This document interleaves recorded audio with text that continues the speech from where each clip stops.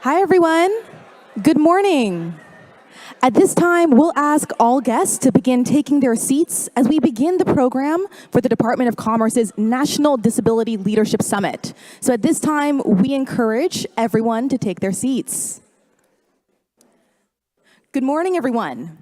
My name is Jennifer Lee. I'm a political appointee in the Office of Policy and Strategic Planning here in the Office of Secretary Gina Raimondo.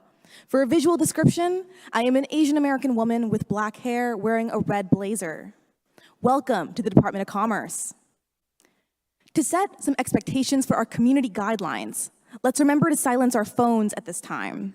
Throughout the event, we should respect each other's opinions and points of view and uphold leadership decorum and carry ourselves with kindness.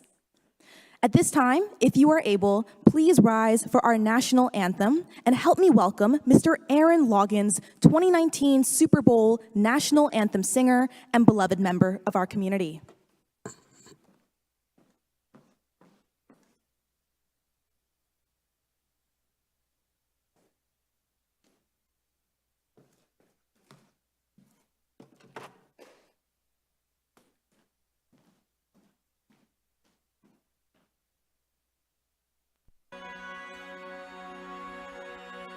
Oh, say, can you see by the dawn's early light what so proudly we hailed at the twilight's last gleaming, whose broad stripes and bright stars through the perilous fight o'er the ramparts we watched were so gallantly streaming. And the rocket's red glare, the bombs bursting in air, gave proof through the night that our flag was still there. Oh, say does that star-spangled banner yet wave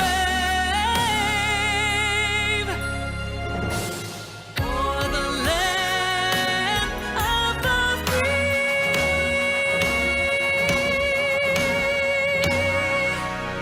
and the home of the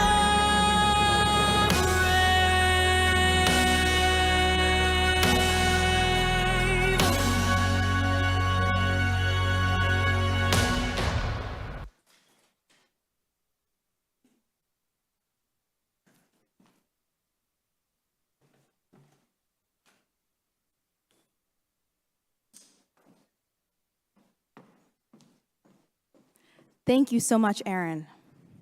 Now, it is my honor to introduce to you the Director of the Office of Faith-Based and Neighborhood Partnerships, Mr. Andres Chonky Torres.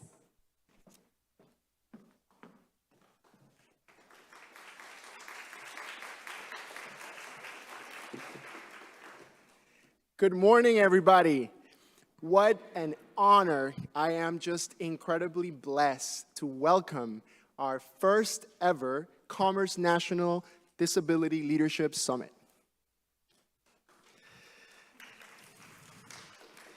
So, welcome to your Department of Commerce. Today, you'll hear from our keynote speakers, a phenomenal set of panelists from across the administration on the issues that you care deeply about, breakout sessions on the resources you need to uplift your communities, and finally, an opportunity to connect with our dear bureau leaders and interagency partners face-to-face at our mini fair. So get ready. Now, please use conference room 1412 and 1410 for prayer if you need it, and also for pool-a-sides if you meet exciting people today, executive directors, leaders from across the country, to have those pool-a-side conversations. On screen, you guys will be able to see the QR code for all the resources we're going to be sharing today, as well as the username and password for Wi-Fi, because, you know, it's an old building. And so at this time, I would also like to be thankful. My mom taught me to be thankful when we are doing these kinds of events. They wouldn't be possible without the following people. I want us to give a big round of applause to the American Association of People with Disabilities, Maria Town and her team, for the incredible work.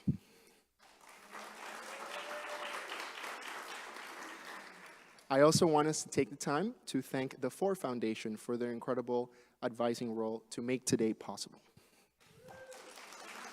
Thank you, Rebecca.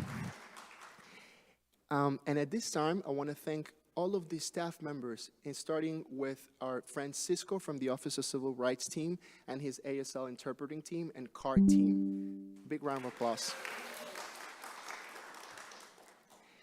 And by that same token, our amazing interns and staff who will be escorting you each step of the way from point A here in the auditorium to the cafeteria to the main lobby as you need them. Please don't hesitate to raise your hand. They'll be here with us each step of the way. If you guys can raise your hand over there in the corner, anytime that you need help, you know, they'll be here for you guys. Awesome. And so we're going to continue with the program. Let me just check real quick if our secretary is here.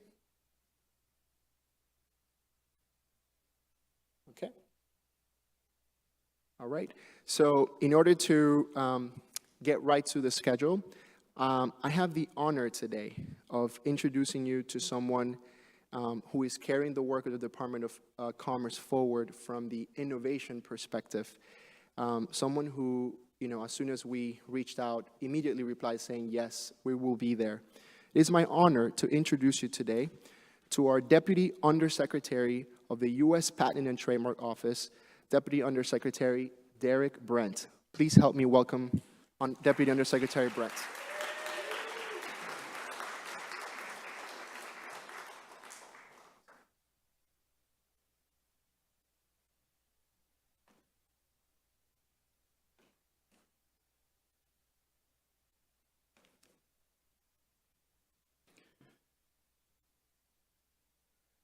Thank you, Andres, for the warm welcome, and thanks to you and everyone from the Office of Faith-Based and Neighborhood Partnerships for organizing today's event. I am Derek Brent. I'm the Deputy Director of the United States Patent and Trademark Office. I'm about 6'3". I'm a black man. I am bald with a beard that has more salt than pepper these days. I'm wearing a blue suit, a tartan tie, and a white shirt, and I'm a larger man. As America's innovation agency, we're helping to drive the incredible changes that we see in the technologies that are transforming lives, including those in the disability community.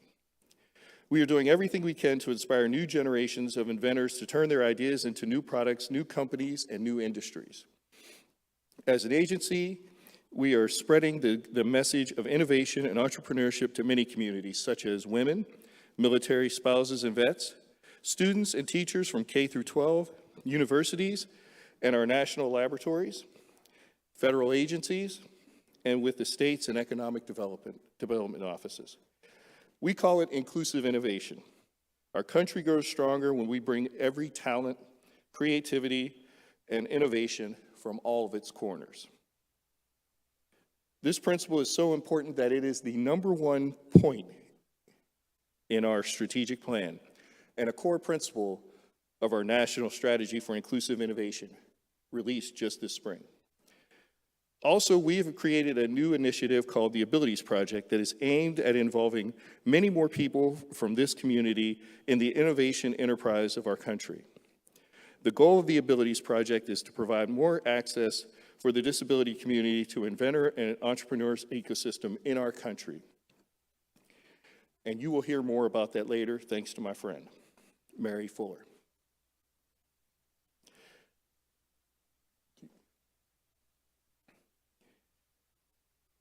hang on just a second. I'm going to cut, the secretary is here, so I'm going to get to the, let you get to the main event. Thank you, Undersecretary Brent, Deputy Undersecretary Brent. Ladies and gentlemen, you're the leaders on the ground, and today we celebrate you. But we also have a very special guest today, and it is my honor to introduce a person who commissioned this work and who continues to uplift our voices in the community and abroad and all over the United States. Ladies and gentlemen, our Secretary of Commerce, Gina Raimondo.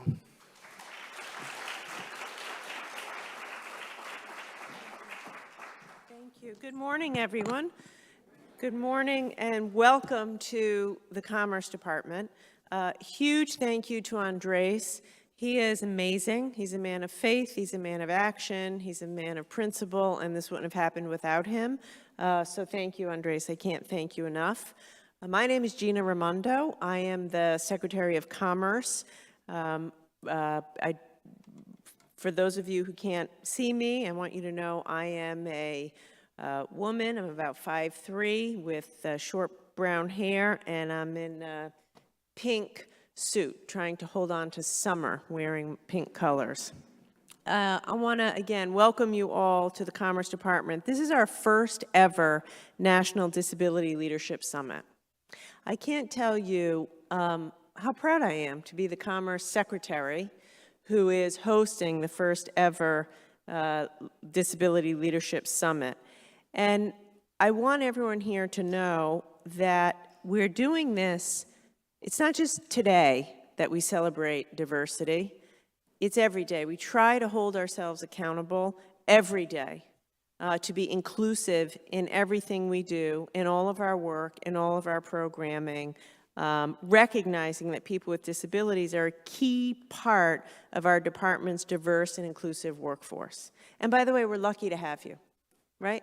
Lucky to have your skills, talents, and perspectives at the table and on the team. It's been 34 years since the ADA became the law of the land. I can't believe it's been 34 years. I remember when it happened. And thanks to the work of disability advocates, including many of you and your friends, we've made incredible progress toward meeting the ADA goals of accessibility and inclusion. But I think you could all agree, for as much progress as we've made, there is so much more to do, right? And that's what we want to talk about today. Thanks to President Biden, we are making historic investments in everything from high-speed internet to advanced manufacturing to climate resilience. And these investments will create opportunity and create, millions of jobs. However, it's not enough to create the jobs. It's not enough to lay the fiber to connect the internet. We have to make sure that all Americans, including Americans with disabilities, have access to the opportunities we're creating.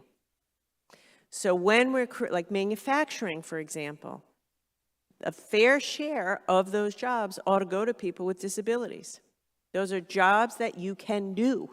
And thank you. And we will be better off, the companies will be better off to have the talent of the disabled community in their companies, just as we are here at the Commerce Department. Tearing down barriers for people with disabilities isn't just the right thing to do, it's also good for business. So, and the same is true with connecting everybody to the internet. There are still millions of Americans, including millions of Americans with disabilities, who don't have access to high-speed, affordable internet. And so one of our jobs here at the Commerce Department, we're investing $50 billion to make sure at the end of the work, everyone has access to the internet. Think about how the internet could transform the life and capabilities of somebody with disabilities. It's how we go to school, learn, visit a doctor, and still it's not accessible. So my point to you this morning is that we at the Commerce Department are deeply committed to this work, and because it's the right thing to do, and we know it makes our economy stronger, And we also know that we're only able to do the work by creating strong partnerships. And that's the point I'll leave you with. You have our commitment, but we need to work with you. We cannot get this work done. And prior to this job, I was the governor of my state in Rhode Island. And I worked really closely with advocates in the disabled community there, with the Rhode Island School of the Deaf, et cetera. We really, in order for us to have our money and resources and programs reach the people in the community, we really need your help. We need you at the table, creating those partnerships so that we're effective in achieving our goals. And so that's my ask of you today. You know, stay at the table with us to help us be successful so that when we look back 5, 10 years from now on the work of this Commerce Department, we feel good about it, right? We feel proud about it. We feel we've achieved our goal in making sure that every American, and we mean every, has equal opportunity. That's what we're out to accomplish. So hats off to you, Andres. Thank you so, so much for everyone here. It's not easy for you to be here. In many cases, I'm sure it's a bit of a challenge to even get here. And I just want to say it matters that you're here. We're grateful for your work, and we're excited to continue working with you. So thank you.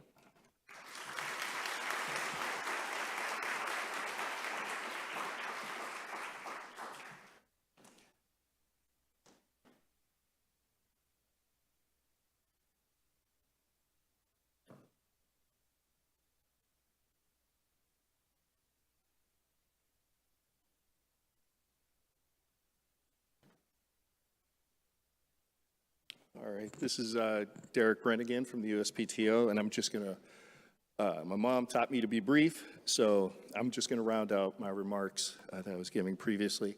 I was mentioning the Abilities Project, which is a goal, which has a goal of providing more access for the disability community to inventor and entrepreneur ecosystems in our country.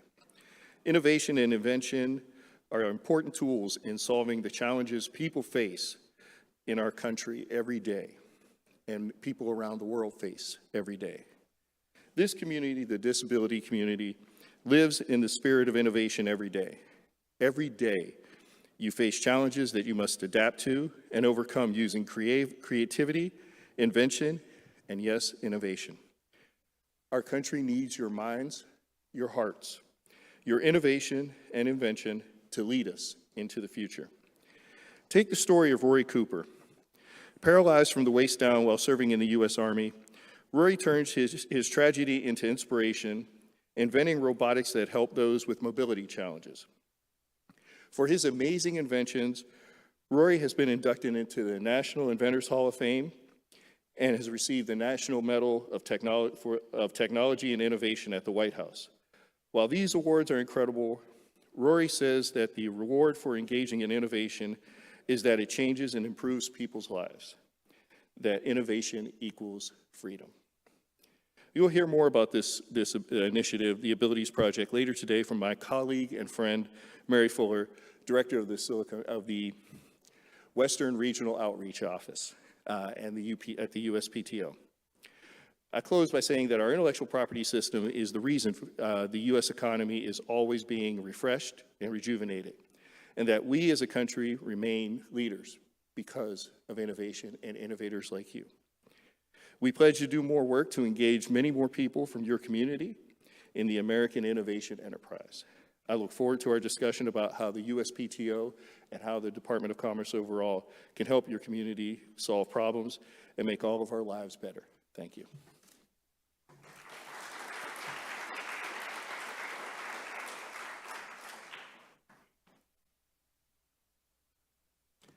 Thank you so much, Deputy Undersecretary Brent. I am really empowered and inspired by this quote that you mentioned, that innovation equals freedom, and I think this crowd can appreciate that.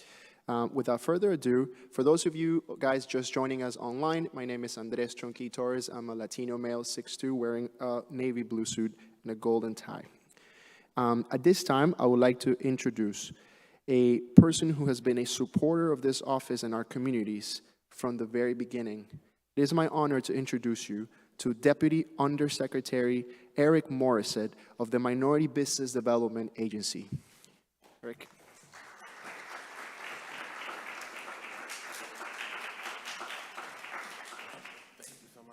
thank you so much Andreas, for your leadership and your thoughtfulness in making this day possible. My name's Eric Morissette. I am a black male. I aspire to be 6 feet, but I am sadly not 6 feet tall. I'm around 5'10", but I'm hoping every day for that to change. I'm chunkier. I don't like to, as my mom and wife would say. But most importantly, I work for all of you. I lead the Minority Business Development Agency, and when I say it's your agency, I mean it at my core. The Minority Business Development Agency is an agency set with a target of creating growth for growth and global competitiveness of minority businesses around this country. And we define minority businesses as those who are socially or economically disadvantaged in this country. And in that definition, it includes the disabled community. So this agency is your agency. I will lead by letting you know that this agency only exists as a consequence of many advocates in the disabled community and other communities supporting our work, advocating for our permanent structure. And we are, as I've told many people, 55 years old and 3 years young.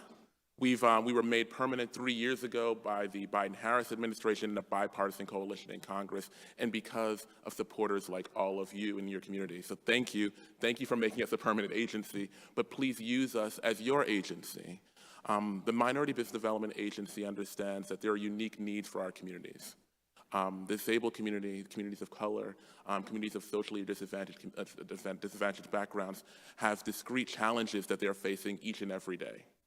Those challenges make the necessity of our agency real, but it also makes the work of our agency more important than ever. As I think about this work, I realize that we have a target of creating growth of somewhere between $6.3 and $8.3 trillion. That is the opportunity gap that exists within this country. And that is the gap of what all of us need to set ourselves against, because that gap exists for those who are socially or economically disadvantaged, that is left on the sidelines of our economy. That is either 1/4 or 1/3 of the GDP of the United States of America. And each day as I wake up and I think about the challenges that all of our communities face, I also realize that it's an opportunity for us to pull more folks into the economy. And that is the job of all of us in this room, but perhaps most importantly, the job of this agency. I say this to say that the population of the disabled are growing each and every day, with a projection of somewhere between 1.8 before the end of this year, and 1.8 million before the end of this year.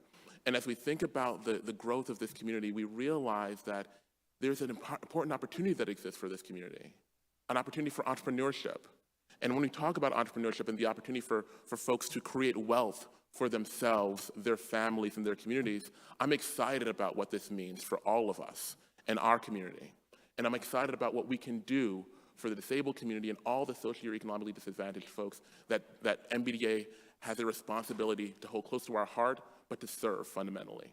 And I say this to say one really important thing. Please ask the Minority Business Development Agency to do hard things for this community. That is our job. Our job is to do hard things for you. It's hard enough to go through this world in trying to create a dream of business and entrepreneurship.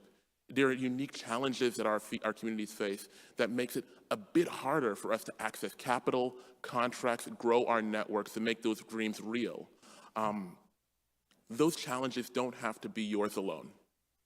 We have 131 centers around the United States that have a responsibility to help you, providing free services to ensure that your dream of maybe business ownership or job creation is real. We have specialty centers that are focused on export and advanced manufacturing. All of those are yours. And I want to make sure that all of those services that we're providing are accessible to you all. And I need to know what more we can do to meet you where you are, to service you better, to provide you support so that you can realize the dreams that you deserve. So I'm asking you to ask us to do hard things to better support this community that means so much to me, means so much to the United States Department of Commerce, and means so much to this administration. I'll close with this, that there are challenges that we face and there are obstacles that we deal with in every facet of our lives. But there are people in our lives and organizations that are within our communities that are set to help us in some ways. And I think the hardest thing sometimes for many of our communities is the ask for help and the reaching out for help and the reaching out for assistance. And my hope of hopes is that me asking something of you makes that ask of us a little bit easier. So I'm asking you in this moment, as I've asked before, to please come to us. Please ask us to do hard things, to support this community, because that's the only way that I can functionally do my job, is to make sure that you're pulled into the economy in a way that can set apart that $8.3 trillion or $6.3 trillion equity gap. I'll finally say that we're looking to make sure that the Minority Business Development Agency as a new agency looks like and feels like and has all the textures of this country. We're looking for people like you to be a part of our agency. We're looking for all the parts of this agency to represent the diversity of this experience of minority business. So as you think about your own journey of business creation potentially, but if you're thinking about just opportunities that might exist, please come to me, because we're looking to hire. We're looking to hire folks that look and feel like this country. So please visit nbda.gov or just come see me with some member of our team, because we're excited about all the things that disabled communities are doing to make our economy more dynamic and innovative. Thank you all so very much for being here, and I look forward to the day.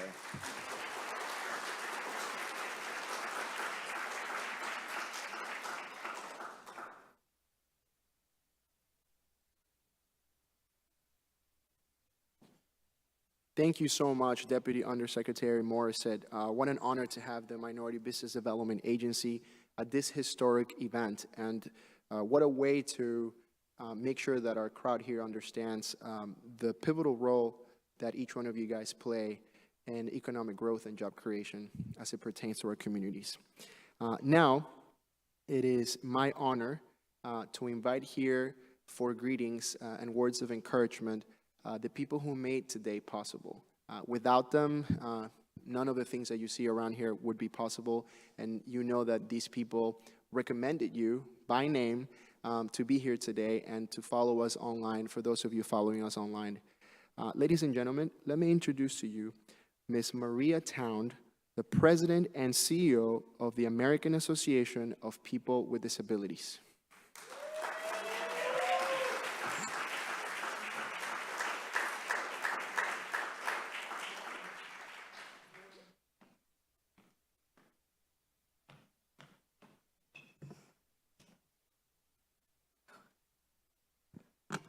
Hello, hello. Good morning, everyone. As Andres mentioned, my name is Maria Town, and I serve as the President and CEO of the American Association of People with Disabilities. My pronouns are she, her, hers, and as a visual description, I'm a white woman with brown hair wearing dark red lipstick and a black jacket. And I just have to say, it's really exciting to be in this space, because I know when this building was constructed, no one ever envisioned a group of people like us being in this space.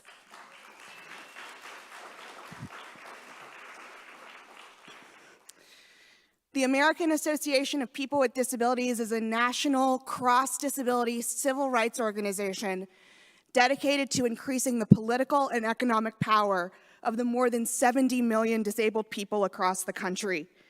When I think about AAPD's mission and how we evaluate progress towards that goal of growing the economic power of disabled people, I feel really proud that AAPD and the Ford Foundation together are sponsoring this first ever Department of Commerce National Disability Leadership Summit.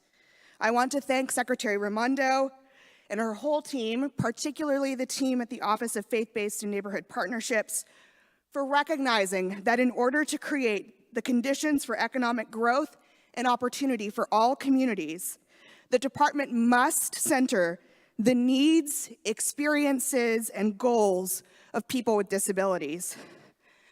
I am excited. Yes, that deserves applause.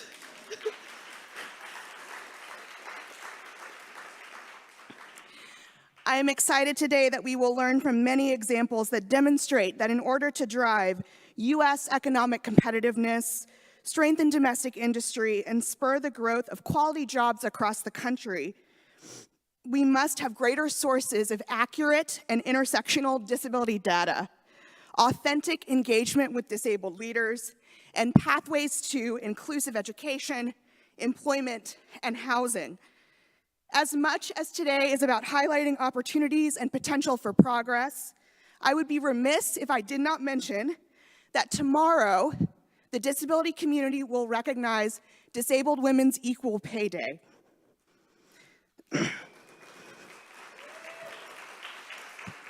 This is a day where disability advocates are highlighting the reality that despite working at higher rates than ever, disabled women earn far lower than non-disabled men. A new analysis by the Partnership for Women and Families finds that disabled women workers overall are paid only 50 cents per every dollar that a non-disabled man makes due to centuries of ableism and discrimination. The wage gap is often the widest for disabled women of color who face compounding barriers of racism, sexism, classism, and ableism. For every dollar paid to a white, non-disabled man, Asian American, Hawaiian and Pacific Islander disabled women are paid 55 cents. American Indian and Alaska Native disabled women are paid 45 cents. Black disabled women are also paid 45 cents. And disabled Latinas are paid 44 cents per dollar for every non-disabled white man. Closing the wage gap is an important first step to ensure equitable outcomes for disabled women, but also for our economy generally.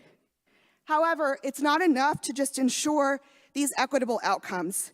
It is critical that we dismantle the ableist barriers that force disabled people into poverty and transform the systems that perpetuate this wage gap and inequitable access to opportunity. Today's event is an important step towards that goal. With this, it is my honor to turn things over to Rebecca Coakley, the program officer for the Ford Foundation's first ever U.S. Disability Rights Program and co-sponsor for this event. Thank you.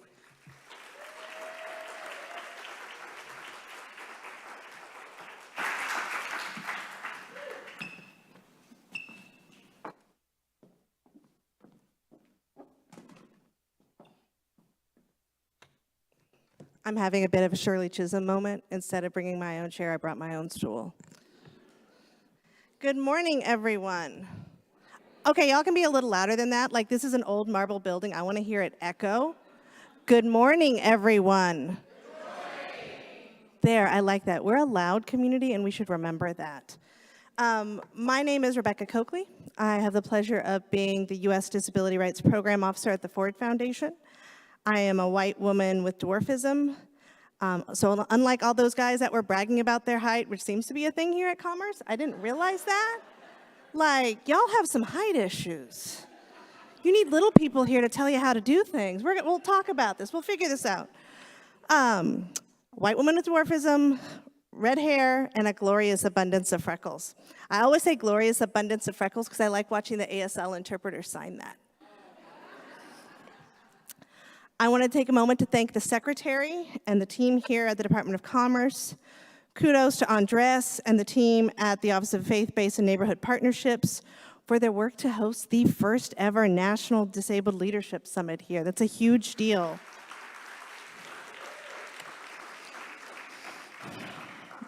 I also want to thank my amazing co-host, Maria Town, and the entire team at the American Association of People with Disabilities. We could not have done this without our partnership. And I want to thank everyone on your team that has been responding to the endless numbers of emails back and forth. We know it takes a village, or in this case, it takes an AAPD. So thank you for that. I am thrilled to be here today at this historic event because we're really starting to think about disabled people in the economy, which if you think about the fact that the United States is based on a capitalist system, it's a little late. We are more than what we produce under our values, and human beings should not be equated to thinking about disabled labor as just another widget or a cog. Yet the reality is that is how the system is set up. And the fact that poverty is more often an inevitability for people with disabilities and our families is unacceptable. The Ford Foundation has been proud to move over $400 million since 2021 to disability rights and justice organizations.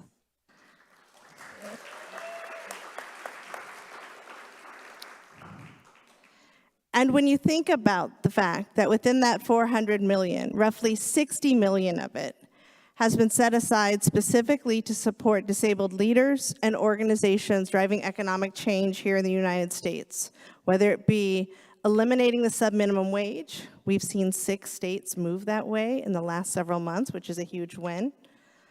Raising asset limits, because the last time they were raised, bread was 35 cents and you could get a gallon of gasoline for $1.09.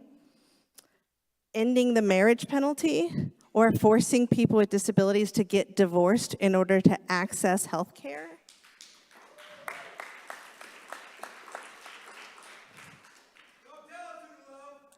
And supporting the development of generational assets. We should be able to leave our property, to leave our bank accounts, to leave our savings to our children that come after us, whether or not we need Medicaid to survive. We are excited to be here with you and so many of our grantee partners and agency friends we see in the room. Something that our CEO, Darren Walker, often says is that the privilege of the Ford Foundation is a responsibility to embrace risk and reflect honesty. The reality is that disabled people have not had access to the economy the same way as non-disabled people. In 2015, when Darren came to Ford, he committed the entirety of the foundation's grant making to the cause of social justice, racial justice, immigrant justice, gender justice, LGBT justice. I call this the ABD approach to DEI. It's all but disability. And the disability community organized and pushed back very loudly. And to Darren's credit, and I give him a lot of credit for this, he listened. And if there's anything I could encourage to the leaders here today from across the federal government, it is just that. It is to listen. I think we would all agree that access to the economy and spaces centering commerce is an imperative. But like one of my favorite movies, The Princess Bride, when we say access, it's not necessarily what non-disabled people think of when they say access. It's that inconceivable, I do not think it means what you think it means. So in itself, accessibility is radical when it really should be mundane. For those of you new to the disability space and the issues facing people with disabilities, I hope you all ask yourselves about the power of access today and what actual access to the economy looks like for people with disabilities who are in fact more often than not legislated to be poor. What is possible when the entirety of the disability community is able to access capital? And even more importantly, what is lost when we are not? Thank you so much. I'm going to pass this back to Andres.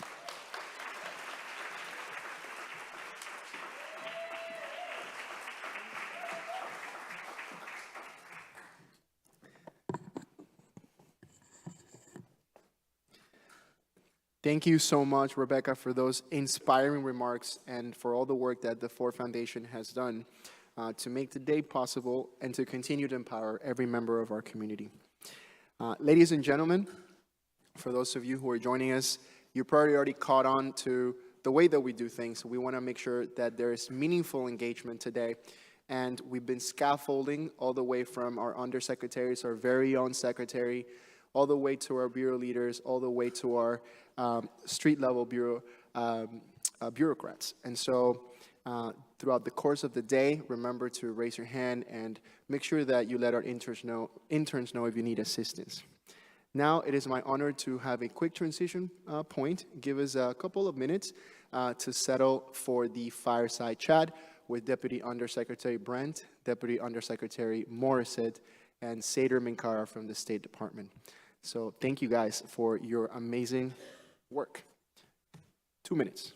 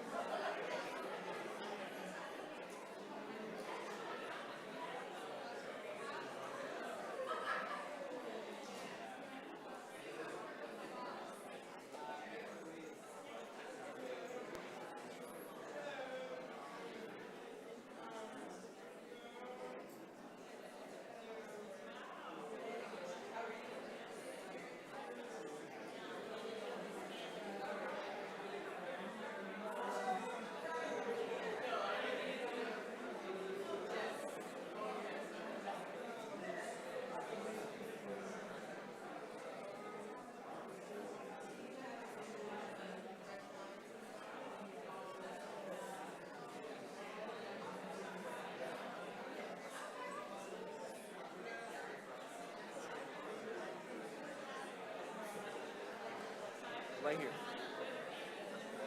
Oh, they told us.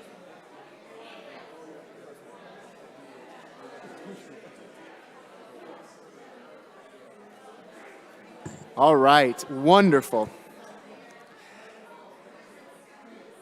So, ladies and gentlemen, now I have the honor of introducing you to a distinct group of folks who now are going to help us with a fireside chat on the issues you care deeply about. It is my honor to introduce once again our Deputy Undersecretary of the Minority Business Development Agency, Mr. Eric Morissette, who will be moderating this important discussion. Deputy Undersecretary. And at this time, I would like to invite our panelists for the fireside chat. Sadir Minkara, Deputy Undersecretary Brent, thank you guys.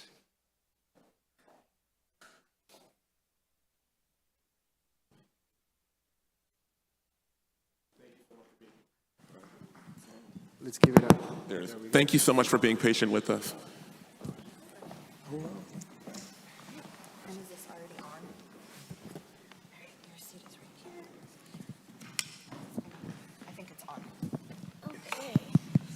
Perfect.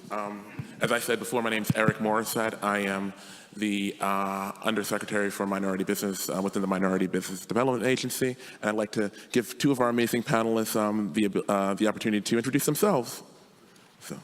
So, Sadir. After you. After you, please.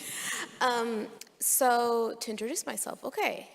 I'm a daughter, I'm a sister, I'm a friend, I'm a colleague, I'm a neighbor, I'm an introvert, I'm a traveler, I'm a troublemaker. I love math, I love mystery thriller audiobooks, I love nature, I love horses. If you ever want to make me happy, feed me chicken. My favorite color is green. I used to be able to see. I'm Muslim, I'm a woman, I'm blind, I'm a person with a disability. I'm very, very proud of it. So that's my identity, that's who I am. There's many more, but that's who I am as a person. But I'm also the U.S. Special Advisor on International Disability Rights. There we go. Thank you so much.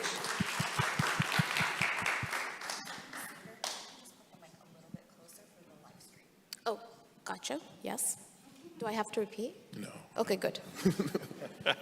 Because that was a beautiful opening, and it's a pleasure to meet you. I am Derek Brent. I'm the Deputy Undersecretary of Commerce for Intellectual Property and also the Deputy Director of the United States Patent and Trademark Office. And it is a privilege to be here. As I said in previous remarks, I'm 6'4", bald, salt and pepper beard, used to be a goatee. It is much bigger now. It's much bigger and much more fuller. and also I'm wearing a blue suit with a white shirt and a tartan tie.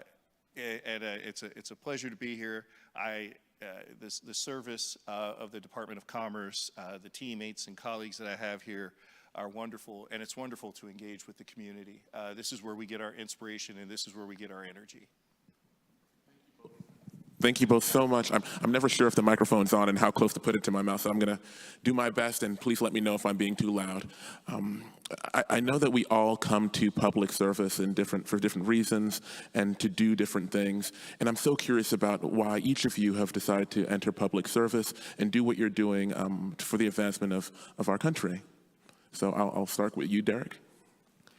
Sure. I think there are a couple guiding principles. First of all, one of my heroes is Thurgood Marshall, and Thurgood answered the call to service to our country in the most difficult times, and in many different ways. So I've always felt that there was a calling, and it called me originally in my career out of the private sector to serve at the Department of Justice, later on in the United States Senate, and now at the U.S. Patent and Trademark Office. And I think it comes a bit from my mom, who always said that in life we try to serve things that are greater than ourselves. And also I think about another hero, Jackie Robinson, who says that the measure of our lives is in the impact that it has on others. So that is what I'm trying to do. Anytime I'm asked to help, I will. If a tree asked me to stop and help, I would. But it is the call to service and a chance to engage. I don't need fame. I don't need money. I just want to do something right for folks and then be able to hear a thank you. And that's the best compensation you can ever get. Thank you for that. So I never thought I would join the public sector. I was actually a math and economics major undergrad, and I love math. That's like my passion. But I'm a daughter of immigrants. I'm a person with a disability. I had the privilege, and it shouldn't be called a privilege, it should be the reality, but I had the privilege of having parents, a community, a system, teachers that really believed in me and in so many ways allowed me to tap into my potential. But that's not the reality for most kids with disabilities all over the world. And that's what led me to start my nonprofit, then my company, and when I got asked to serve as the special advisor on international disability rights, it was a really natural next step in terms of how do you take personal life experience, my entrepreneurship background, my community development through my NGO, into another space in the world where we're disrupting the narrative, we're breaking down barriers, we're creating policies that can benefit people with disabilities, but also benefit the society at large. So it was a natural path, but it goes back to how do we make it where it's not a privilege or it's not a unique thing that people with disabilities are seen, heard, and valued, but it's the reality for every single person with disability all over the world. And I hope we continue doing that across all jobs and spaces, not just, disabilities offices. Thank you so much for that, and thank you so much for both of your thoughtful responses. I think I spent a lot of time thinking about what led me to public service, but so many of my colleagues to public service, because it's never the same story, it's never the same journey, but I think we all share a common interest of good. We know that there's something that requires us to do more than what we were doing before, and there's something that's out there that requires us to serve. And sharing in that service, I think, is a special thing. And you're right. Like, there's certain things within our society, within the world, that ought not be extraordinary. But so much of our work in many of our lives and our day-to-day work in public service is to make what should be mundane. So thank you both for your service and your thoughtfulness and your response. I'm going to stick with you, Sadir. You're an internationally recognized champion of disability inclusion and social enterprise, who's spoken at length about your journey as a first-generation blind Muslim Arab American. Yes, that's you. These are all about you. And there's something special about being a person who's more than one thing at one time, who's living an intersection, and how you bring all of yourself to your work as a person who's a person of color, who cares about the community in which she's a part of, who also is a person with a disability and is using her thoughtfulness to advance something. How do you bring all of yourself to your work, and how does that inform what you do? Let me answer this in 3 different layers, and my team is going to laugh at me because I will say 3 different layers and ABC. But anyways, the identities I bring into my work as a blind person, as a person with a disability, as a daughter of immigrants, as an Arab American, Muslim American woman with a disability, as a person with a disability that uses technology on a daily basis, as a person with a disability that uses transportation on a daily basis, as a person with a disability that, faces barriers on a daily basis. And I can go on forever. Yes. But these are all identities and experiences that really feed into how I approach my role and my work as a special advisor. That's one layer. The other layer is, let's really talk about the narratives that still exist in our society that a lot of us probably have faced in subtle ways, in so many cases, but in explicit ways in other parts of the world. The first narrative, vulnerable population. Oh, I hate that word, vulnerable. I'm not vulnerable because I'm disabled. I'm vulnerable because society and system is not accessible to us. Let's not make that distinction. Number 2, yes, exactly, vulnerability. Number 2, you're blind, there's something wrong with you need to be fixed. You think, oh my God, does that really? Of course, we all, I mean, subtle ways or explicit ways. I one time had a conversation with a leader of a country. I'm not going to say which country or which leader, but he turns to me, he's saying, my goal is for you someday that you're not blind, that I can find a treatment and a cure that you're not blind. And I turned to him, well, my goal is for you is to create a world where I can exist as a blind person. Do you understand that difference? Yes. Don't fix me, fix the society and system. Yes. The third layer is, well, accessibility is a cost. It's a burden. It's an add-on. It's a special needs. Whenever someone says I'm special needs, I turn to that person, you're sighted, you need light. In my perspective, you have special needs. But let's be real, when you don't include us and you don't make a system accessible, it's actually a cost in society, impacts our GDP by 7%. We need to start fixing and disrupting and addressing those narratives that really exist, because those narratives lead to what? Lead to the fact that only 0.5% of microfinance lending goes to disabled entrepreneurs in developing countries. 0.5%. So how do we take my identities, all of our identities, how do we really understand the narratives that we need to disrupt, and how do we understand the barriers that resulted from those narratives, and how do we really have difficult conversations? That's what we still need to do, is have difficult conversation, not just amongst us as disabled individuals, but across sectors and spaces that are not thinking of us.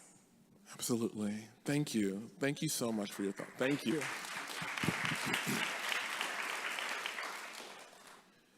I think there isn't enough conversation around disruption. I spend a lot of time talking to folks about equity and opportunity and creating real space for folks who often are marginalized, who aren't thought of as part of being dealt into the bargain. And in many ways, it's about disrupting the status quo, but in many ways, it's also about thinking about the whole of our country, the whole of our world. Because the more we deal people in, the more we all benefit. We talk about GDP output that's left on the margins as a consequence of not dealing people in. And we all know that there is no monopoly on good ideas, on enterprise, on talent, on all the many benefits that our diversity brings to the table. And we know as a consequence of diversity, there's greater output in business and industry. And I think that's in a lot of ways of what we're all talking about and thinking about in this conversation. And when I think about innovation, I think about all the ways that we can be dealing people into the bargain, the ways that people can be creative. I think about the Patent and Trademark Office. I think about you, Derek, who's my friend and colleague, who spent a career in creating a space for people to be dealt into the bargain and to be thought of in their creative ways, and to own a part of their own future, literally and figuratively. USPTO works closely with the administration and several entities to serve the disability community every day. What steps is PTO taking at large to ensure inclusion of people with disabilities in innovation policy? Well, first, I feel like I just want to say amen and Eric and I met working in the Senate. And, you know, when you're on the floor as a senator and you speak, and someone speaks, sometimes you realize that you don't have a lot to say. So you would just say, I associate myself with the comments of my distinguished colleague, and I most assuredly associate myself with your comments. The beautiful way that she put it, creating a world where disabilities can exist, where they can flourish, and where they have equal opportunities to everyone else. That's the charge. It's not about fixing. And I think that's one of the best ways I've ever heard the description. So what is the USPTO doing? Well, I mentioned before we have the Abilities Project, and I'm not going to steal my colleague's thunder, because Mary Fuller will tell you chapter and verse about the Abilities Project that she is working on. And I assure you that, as I said, its goal is to provide more accessibility for the disability community into the innovation and invention ecosystems. Our country will get stronger as we bring more innovators in. And folks in this community are innovators every day. Harness that power and bring it, and it's going to make our country stronger in all kinds of ways, from solving problems all the way up to economic benefits. So there's the Abilities Project. There's the Council for Inclusive Innovation.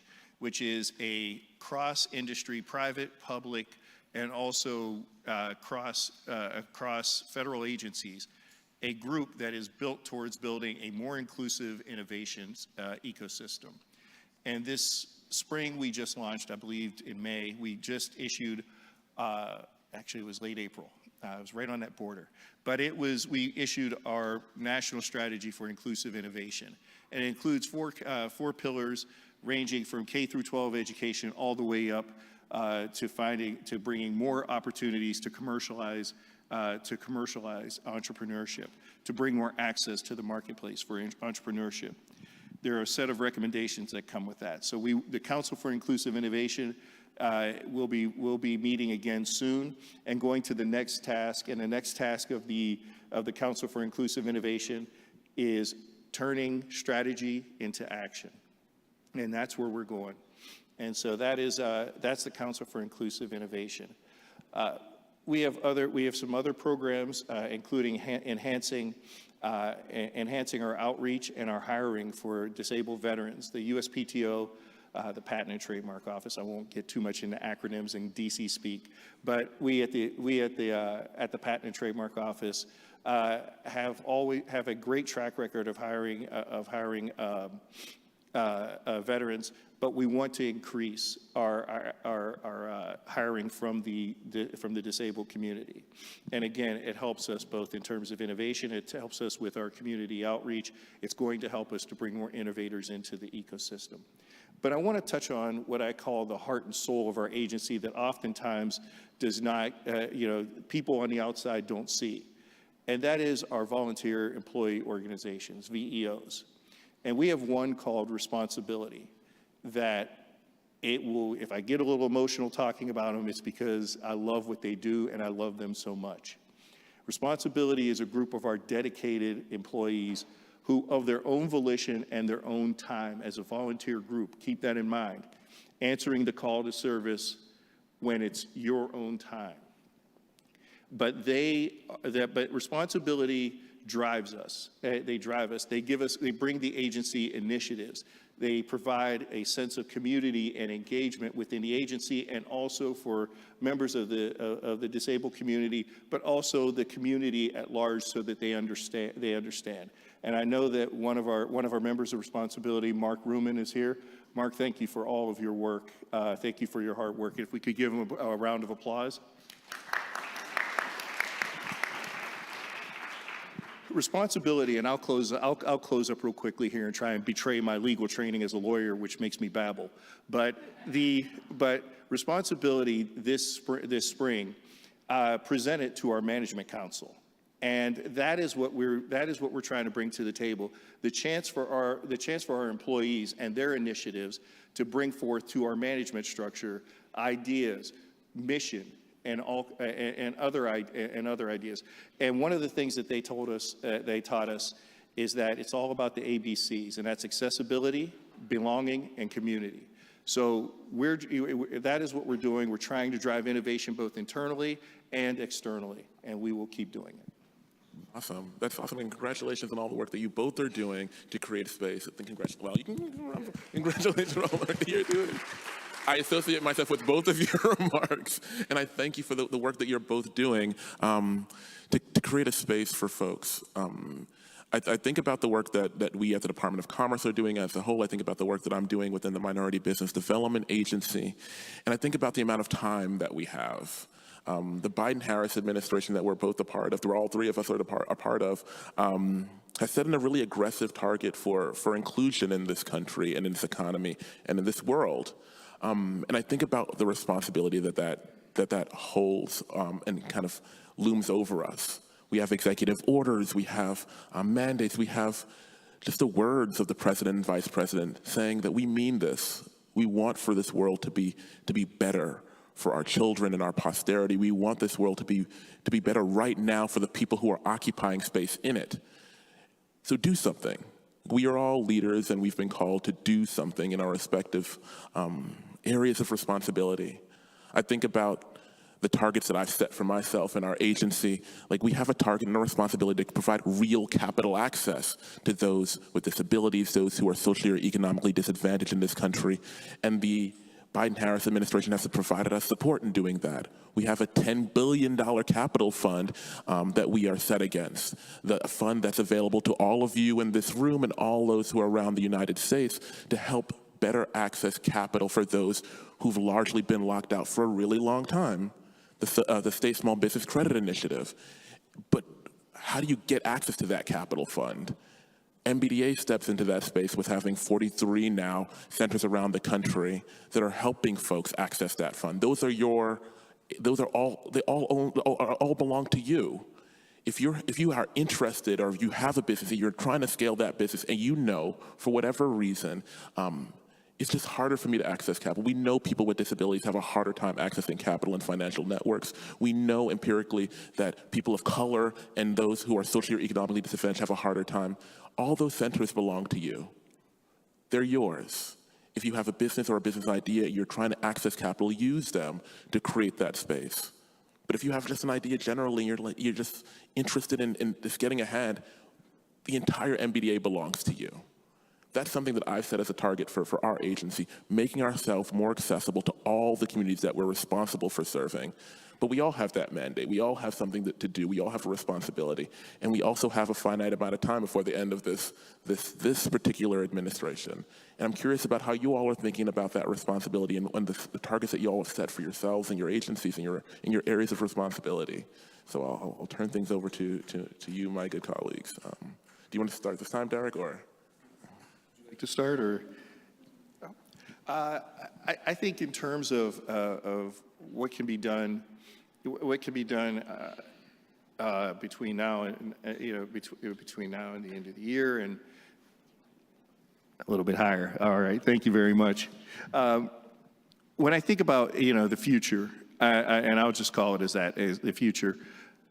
I think what we have to look at is how do we measure the impact of what we're doing so that we can continue to iterate and innovate and find new ways to outreach, to engage.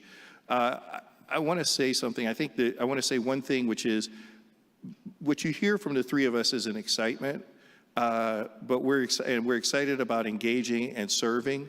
But I also say on your end, there's never been a more exciting time to engage with the Department of Commerce and with the federal government. I really think that this is a great time because when you plug into one piece of it, you plug into a bunch of different pieces.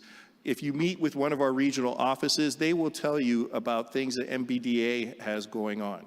And on the international level, we have IP attachés that can interface with on the international front with the international disability work. So we are widespread, and it's a great time to engage because we are all engaging.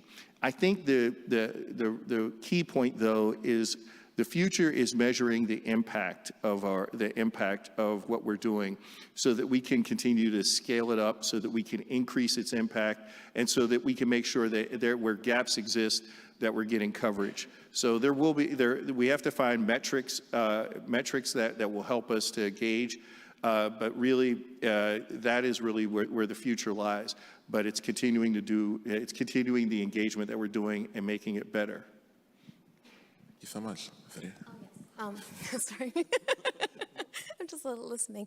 Okay, so my overarching, so again, 3 layers, but anyways, the overarching mission, and one of our mission and vision of ours is how do we better connect the domestic to the international so it could loop back to the domestic? How do we better bring the disability voices domestically to the international and it kind of loops back to the US and domestic?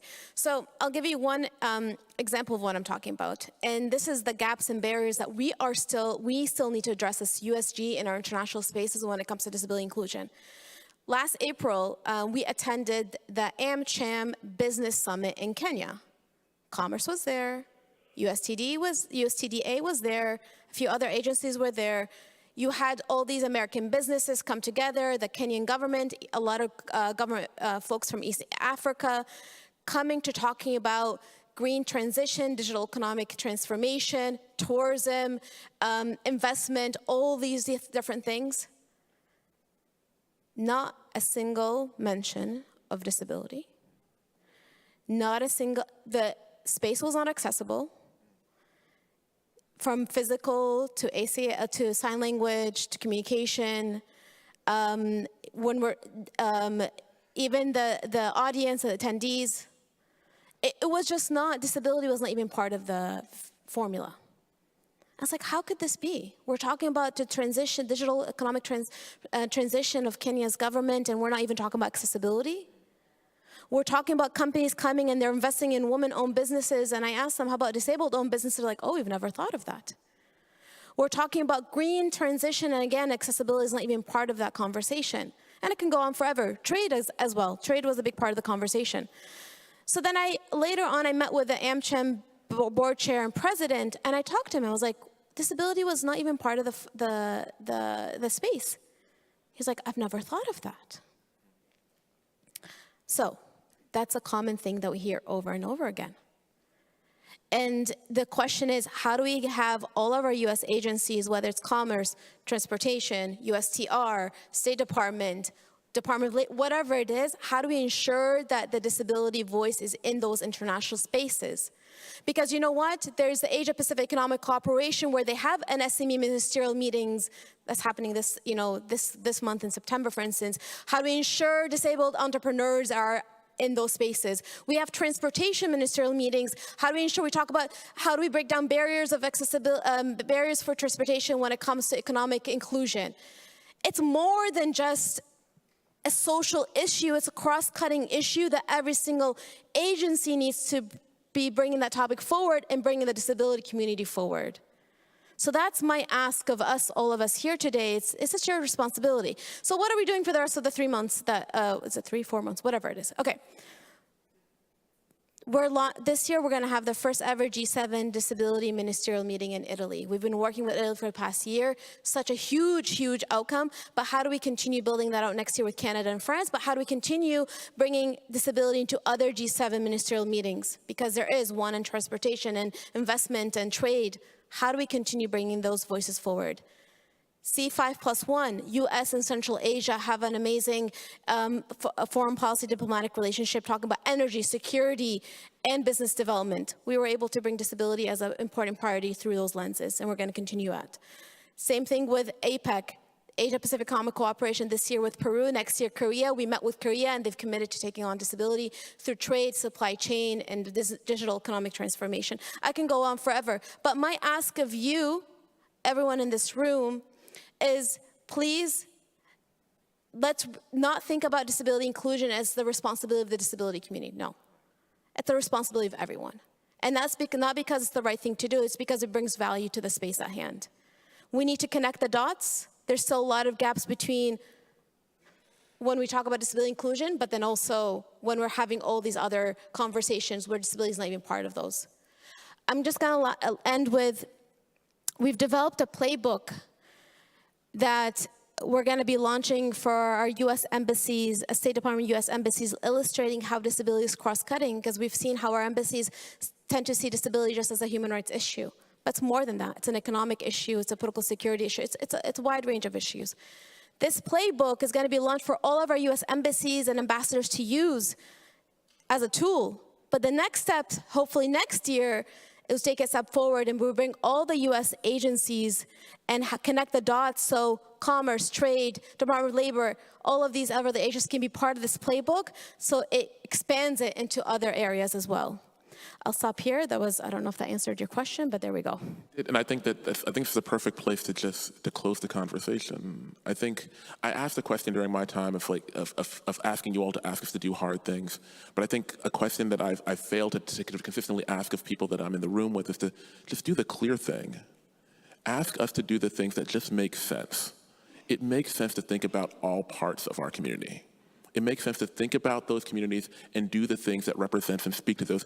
It's clear to you. It's so clear to you when you're in Kenya that this is a community that ought to be a part of the conversation and that you make appropriate accommodations and accessibility, access to those communities for the betterment of the global economy. And not just we shouldn't just create accessibility for a disability-specific event, for all spaces, all events, and people don't think about that. That's right.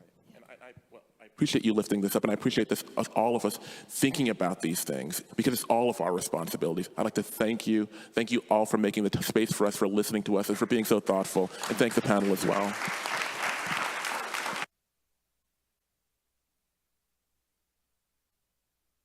Can we give another big round of applause to our incredible Fireside Chat speakers and principals? We know how busy they are, and it's just a testament to how much they care about this. Thank you so much, Deputy Undersecretary Brent, Deputy Undersecretary Morissette, for your incredible work.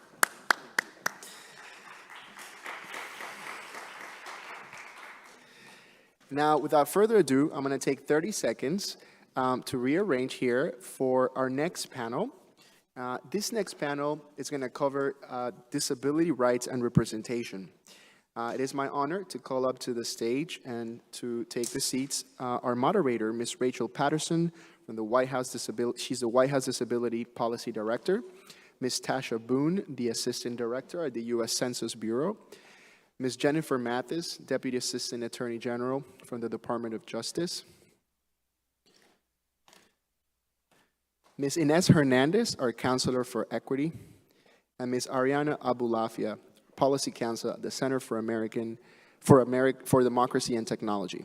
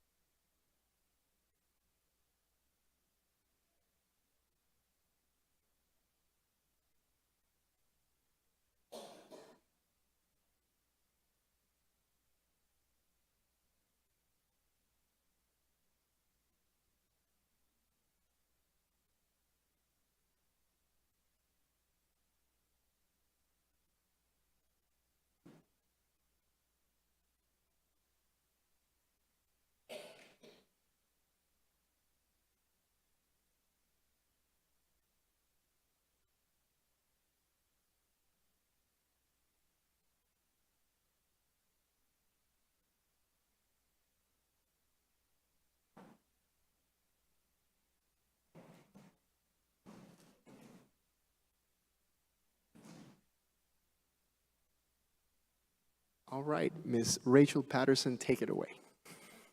Thank you so much. We've shuffled, we're here. I'm Rachel Patterson, Disability Policy Director for the White House Domestic Policy Council. I'm so excited to be here with my panelists. I'm a white woman with brown hair wearing a gray suit. And like I said, happy to be here. So I think to start off, we're gonna go down the line and do, ask folks to introduce themselves. But we'd also like to hear how your path has led to a career. My sound isn't on. This. Oh, that's very loud. Okay. The sound was off the whole time? I'll start over. Okay. Thank you so much for having me. I'm very excited to be here. My name is Rachel Patterson. I'm the Disability Policy Director for the White House Domestic Policy Council. I'm a white woman with brown hair and wearing a gray suit. Very excited to be joined by these panelists, and we're going to ask each of the folks on the panel to introduce themselves, but we'd also like to hear a little about how their path has led to a career in disability rights and advocacy. And for that, I'm going to turn right to my left. Well, hello. No, it's not working. How about now? Yes. Hello. Hello, come on, there you go. My name is Inez Hernandez. I'm the first ever counselor for equity at the Department of Commerce. I'm a Latina, very vertically challenged, 5'2". I like to say I'm having a decent hair day, so green dress. I think your question was what it was so I have always had a career deeply, deeply motivated by economic empowerment, because I feel that dignity and autonomy comes with economic empowerment. And one of our most vulnerable communities has always been the disabled community. I used to work at Citibank. We had a long record of trying to work and find financial inclusion, and here that work continues. So I'm very excited to share about what we're doing today. I'll pass it on to my colleague. Hi, I'm Jennifer Mathis, a white woman with short, dark blonde, light brown hair, and blue eyes, black suit, and blue and white shirt. It is hard to remember how I got started on this path because I've been doing disability rights law for 30 years or so, but I had many formative experiences as I grew up, and I, among other things, remember spending a lot of time in a nursing home and being deeply affected by that. Had a relative in a nursing home and just really absorbed the pain and the isolation of people being in a place where many people stopped visiting them, where they were dismissed, where they weren't listened to, and I carried that with me. When I was in law school, I worked for Chai Feldblum, who was the lead lawyer for the disability community during the passage of the ADA, and I learned during that year the ADA was brand new, and we were kind of figuring it out as we went along, and that was just incredibly exciting. And many of the questions that we were fielding then are questions that are, continue to be weighty questions today. I think that I really got hooked when I had my first job as a disability rights lawyer, and I did what I call my first liberation, where I represented a man who was about 40 who spent his life in an institution since he was a small child, and his parents wanted him to come home, and they were eager to get a Medicaid waiver, and in those days there was no process to apply for a Medicaid waiver. We made it up, we just decided to submit something, we made a request, we got a Medicaid fair hearing, we won, and I just never experienced anything like that in my life, and the hearing officer was in tears, and the family was in tears, and the man was in tears, Martin Z., who died a few years ago. And I remember the hearing officer asking, how do you know that he wants to live with his family, because he wasn't verbal, and the family described what happened and how he would grab them every time they would leave, and how he wouldn't let go, and he cried, and how he broke into this huge smile whenever they came.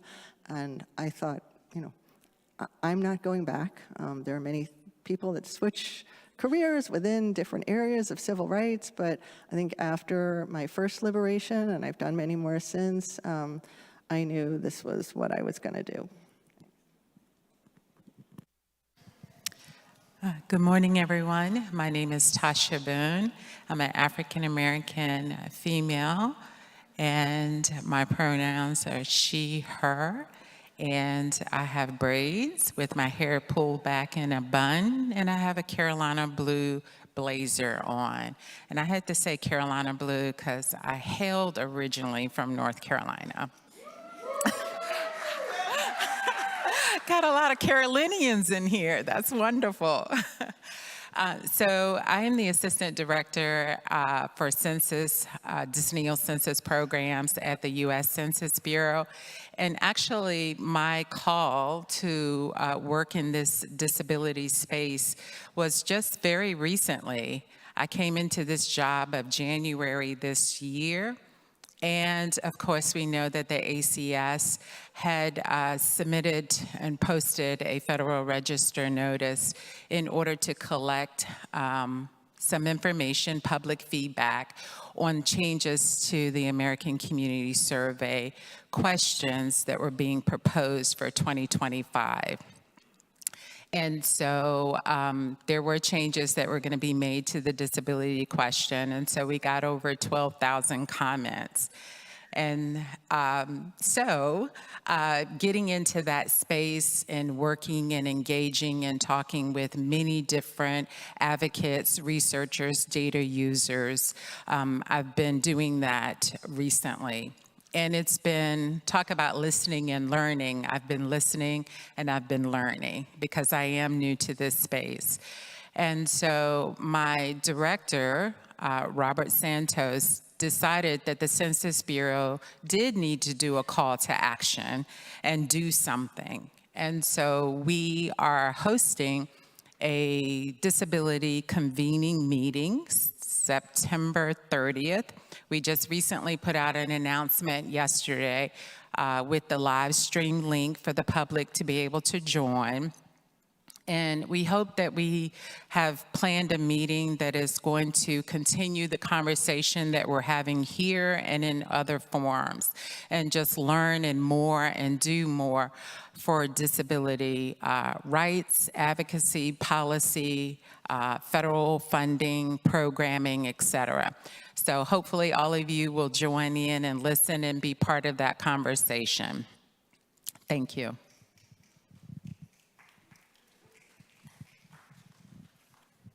Hi, everyone. My name is Ariana Abulafia.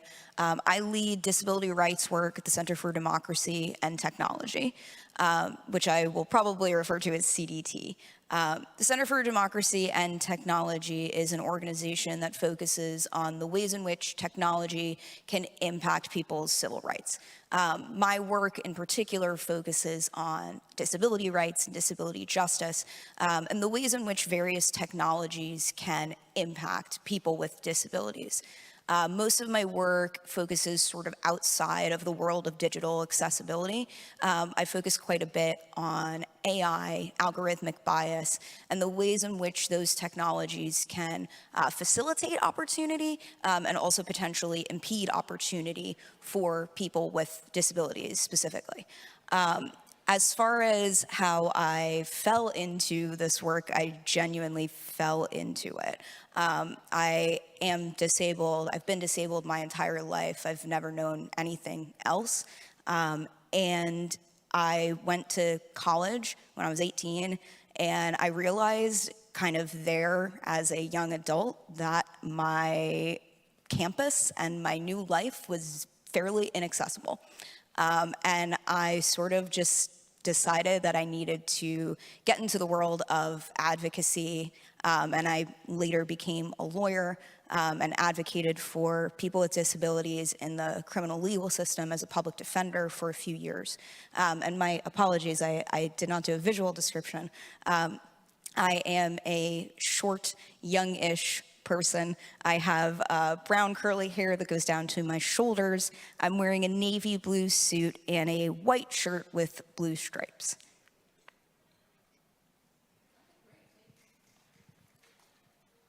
Everyone so much. I think it's great that we've got a panel of folks coming at disability rights and disability advocacy from a lot of different angles and different histories and perspectives. So one of the things that we want to talk about is what are the challenges and opportunities in public policy that we face right now. So I'm going to jump around a little bit now instead of just going down the line.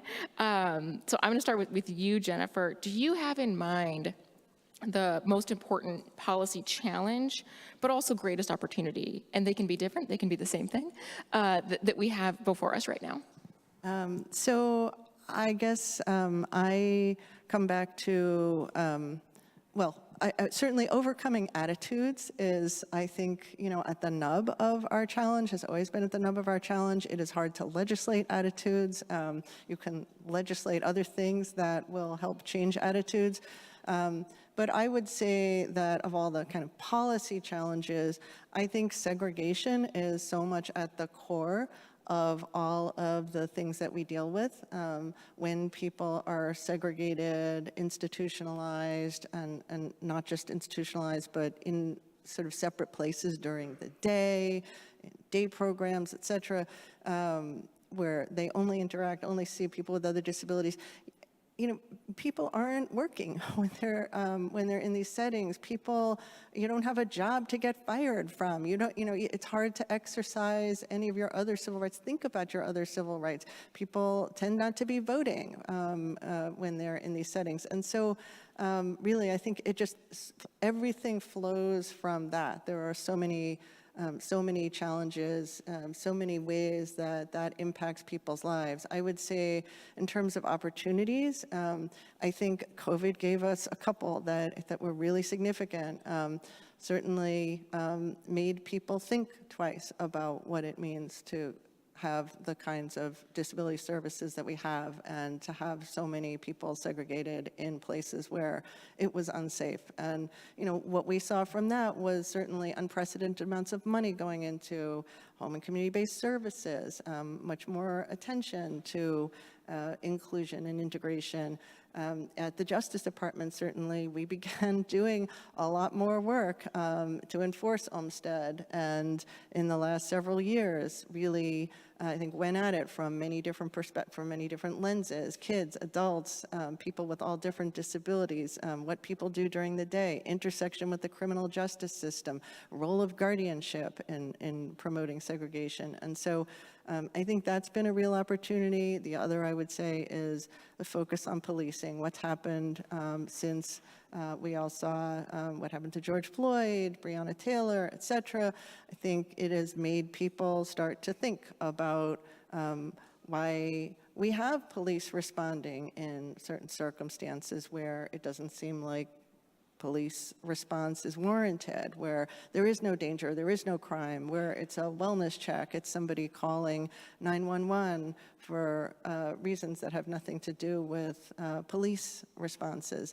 And we've all seen, you know, what the results of that can be. And so I think we have certainly run with that opportunity and begun to look at this and begun to use the ADA to look at, you know, how emergency response systems may discriminate by sending the police, because we sort of assume, and this has been the default, that of course we send the police when there's a mental health related call, regardless of whether there is a threat or a danger.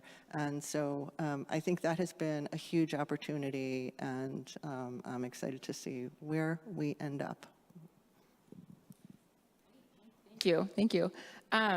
How about Ariana and then Tasha? Your thoughts on our challenges and opportunities in public policy and disability?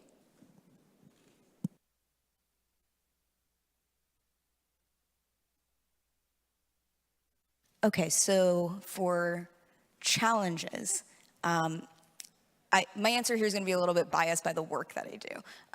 But I think that the biggest challenge for people with disabilities as far as policy is how we think about technology.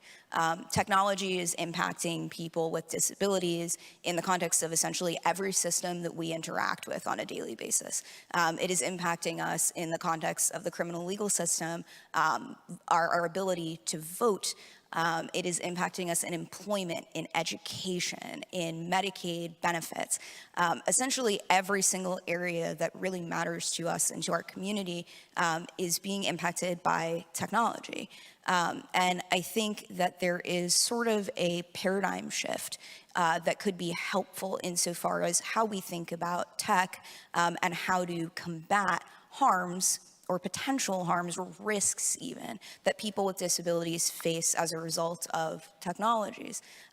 We have infrastructure, we have laws, the Americans with Disabilities Act and Section 504 of the Rehabilitation Act and so many more that can help us combat what I generally refer to as technology-facilitated disability discrimination. But we also have a really incredible community that knows how to organize and that knows how to put forward policy solutions for disability discrimination.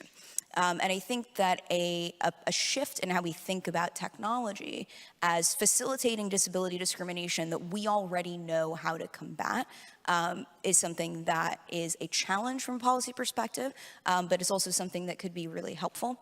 As far as opportunity, I think there is great, incredible opportunity for young people with disabilities to take on the mantle of the movement. I think a lot as a youngish disability leader myself, what it is we owe to each other, what it is we owe to those who participated in the Capitol crawl, who, gave us the infrastructure that I just mentioned and who fought for it. And I think that there is so much opportunity for young leaders, not just those who see technology and who think about tech as one way that, people with disabilities are discriminated against right now, but young disability leaders that have new perspectives and fresh ideas, but who are committed, just like those who came before us, to carrying on that legacy and continuing this movement because it's more necessary now than ever. Great, yeah, clap.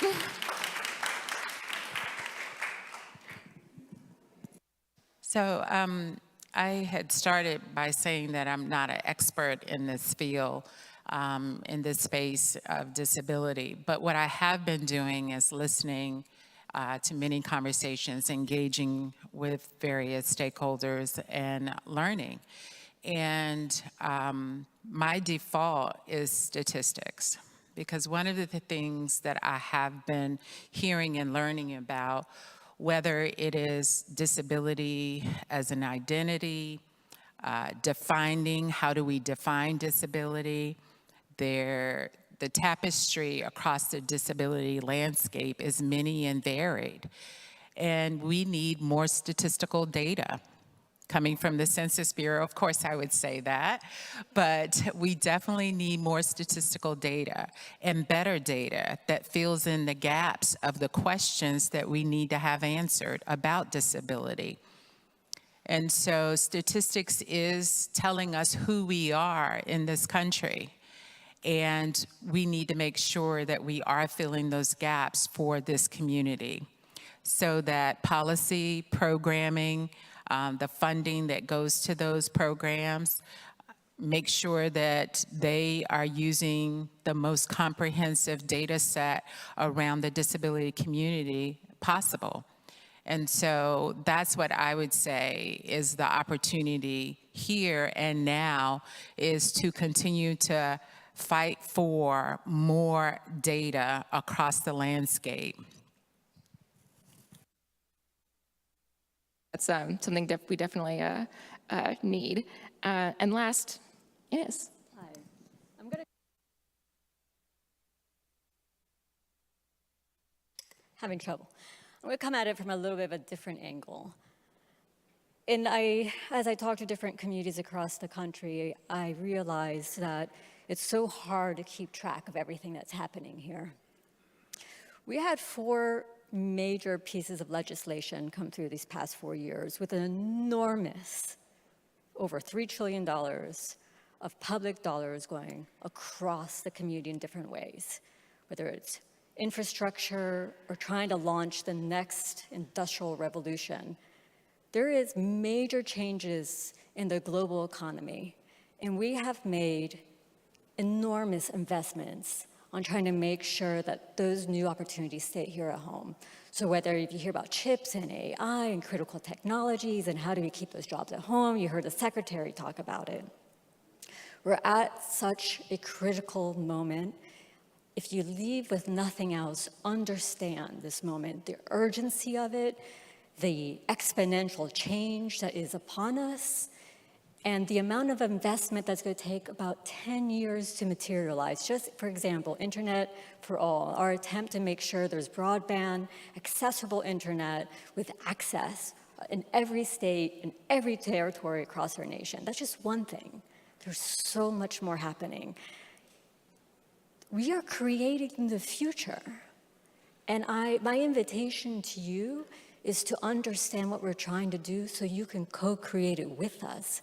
Because the moment, we're at the start point, so the opportunity, to your point, is that this is the moment to understand and to engage and help us create a different paradigm, a different way to be able to participate in the economy so that we can make sure it's an inclusive economy. Are you familiar with PolicyLink and the idea of the curb effect? Any hands? Yeah. Okay. I'll just quickly explain it because I think that's the real opportunity. PolicyLink has, the former CEO came up with this concept of visualizing what an inclusive economy can be. And she said, when we were, asked to cut the curb to make sure that we had access for wheelchairs so that people could interact with the built environment, that was us intervening maybe to make sure there was inclusiveness. But what else did we do that had unintended consequences? All of a sudden, a mom who could pushing her stroller was easier to pull on. If you have your bags and you're rolling them down the street, you can also use the curb effect. If you were a laborer with a wheelbarrow with materials, you can also have easier access. So by designing policy that makes sure that who's having the most difficult point of entry has a way to engage. And if you heard the secretary, that's not just the right thing to do, it's good business, because all of a sudden, we have all kinds of other effects we didn't know, we couldn't have imagined. So when we're designing the future, and these new policies and all these programs, that's the kind of thinking that we're trying to do. How can we make sure everyone in this room and everyone in this country who maybe has a challenge to participate can, because what is at stake, I can't tell you how enormous it is, not just for you and I in this room, but for our nation. It's national security, financial security, or regional redevelopment. There's so much at stake, and we need all of us to be able to participate in that new economy. Thank you. And I'm going to go off script a little bit and turn it back to you and ask, can you share more? What is the Department of Commerce doing? You talked about what we're doing to create jobs. At the White House, that's something we think about a lot. What are we doing to create jobs? Can you share, what is Commerce doing to make sure that people with disabilities get those jobs? Or what can the people in this room do to work with Commerce to do that? Glad you asked that question. So one of the things that really makes me excited, which is one of my pet peeves, I should say, because I have not always been in federal government, is I think there's really good intention and design at the federal level, but when it comes down to the ground, when you go home, you can see it, but it doesn't land, right? Okay. I came here to find out why. And I can share with you that there have been really important interventions that no matter who's in office for the next 10 years, there's ways for everybody to plug in. I'm going to just give you a couple examples. The EDA, we have a bureau called the Economic Development Agency, who is trying to create new centers of industrial activity. I know this sounds kind of like a wonky talk, so I'm sorry. But think of it as where are the future industries and how can we activate them in this country? Quantum, AI, they're all around. It's called tech hubs. I highly encourage you to look at them. Different from the past, though, we also funded local consortiums, and equity was one of the guiding principles. So we wanted to make sure that at the table, who designed that local vision was not just the mayor and the universities, but nonprofits, community. And so, I'm sorry, did I have to stop?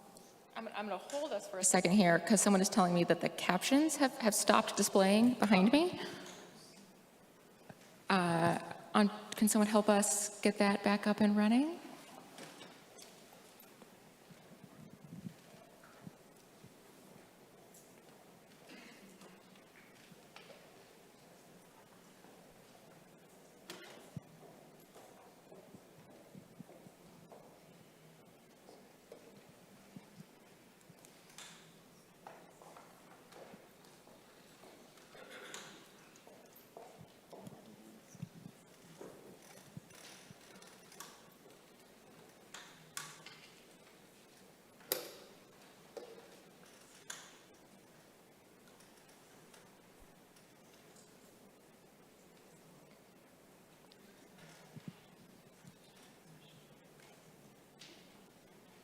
And again, for anyone coming back or who can't quite tell, we're just waiting for the captions to display again. Yeah, that's right. We're still working on it.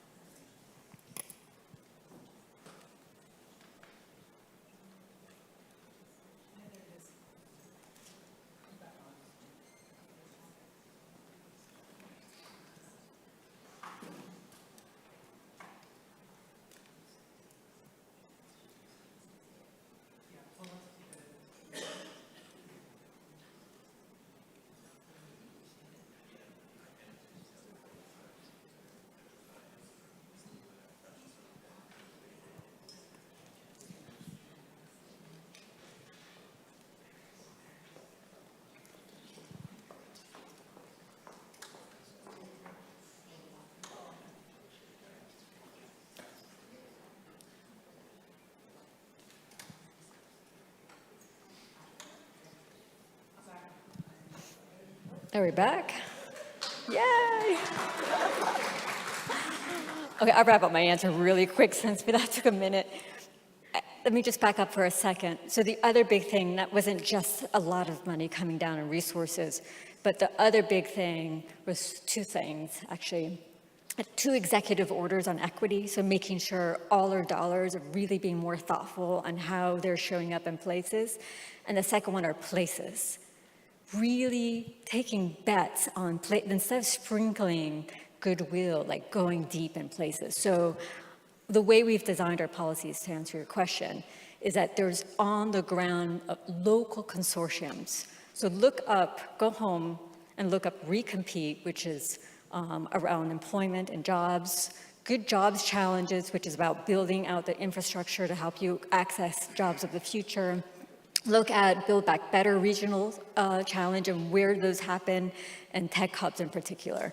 Those places have local consortiums where you can call and engage in your community. Great, thank you. Thank you. We have maybe 10-ish minutes left. So the next thing that we want to ask about is how the landscape regarding accessibility or inclusion has changed across time. And again, we've got folks on the stage here at different phases of working in disability and being familiar with the community. So I think I want to add maybe what's something you've learned, or what's a highlight of your time in your role as it relates to disability. So I think I might go to Ariana first now, and then turn to Tasha. Sorry, I keep making you hand that back and forth. Thank you.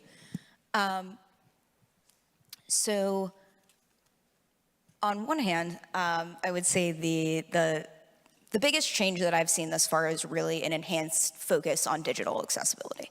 I believe it was actually earlier this year, we had the Department of Justice with new Title II digital accessibility rules. And that is something that has the potential to be really instrumental for so many folks with disabilities to experience greater accessibility online. And so much of our lives is now taking place online in various ways or fora. And so those sorts of milestones can make a really big difference. And there's more to do on the digital accessibility front. But I do believe that there has been some really, really significant progress there. And I would say that that's a big change. And I think that there's also still more to do in thinking about tech sort of outside of just kind of straightforward digital accessibility, and thinking about the ways in which tech affects people with disabilities and in other realms.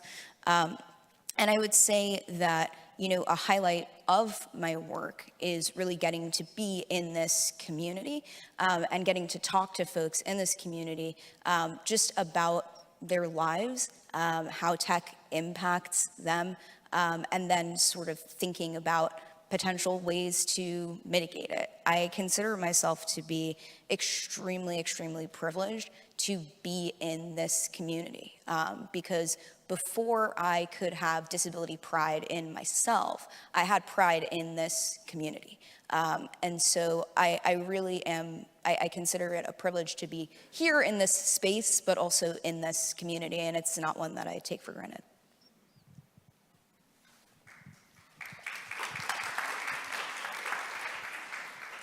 So with diversity, equity, inclusion, and accessibility, maybe it's always been around in different forms earlier, but with the federal executive order, it really helped focus federal agencies in particular to focus on DEIA. And you know, I often say that, you know, if you want to hold people accountable, you need to make sure there's something behind it that pushes people. So the executive order doesn't just focus federal agencies to say what you're doing regarding DEIA, but it says you must demonstrate what you're doing, right? And so that's what it does for federal agencies across that landscape, is to not just say it, but you have to demonstrate how you're actually doing it. And we have to put together action plans. We have to say, here's how we are making sure that diversity, equity, inclusion, and accessibility is important to our agencies and how we're carrying that out. So for me, I think that's where the future lies, for us to continue to adhere to that and continue to do that and grow our plans as we listen and learn more. Couldn't agree more. And I think it's pretty exciting and pretty telling that President Biden chose to add accessibility to his executive order on diversity, equity, inclusion, and accessibility throughout the federal government, and then hold agencies accountable and saying, this is what we expect from you. And we expect implementation, and we expect reporting, and we want to hear how you're making progress. So Jennifer, I'd of course have to turn to you to ask, you know, about how the landscape has changed throughout your career, but I'm curious more specifically on how do you think inclusion of disability in federal efforts has changed throughout your career? So that's a great question.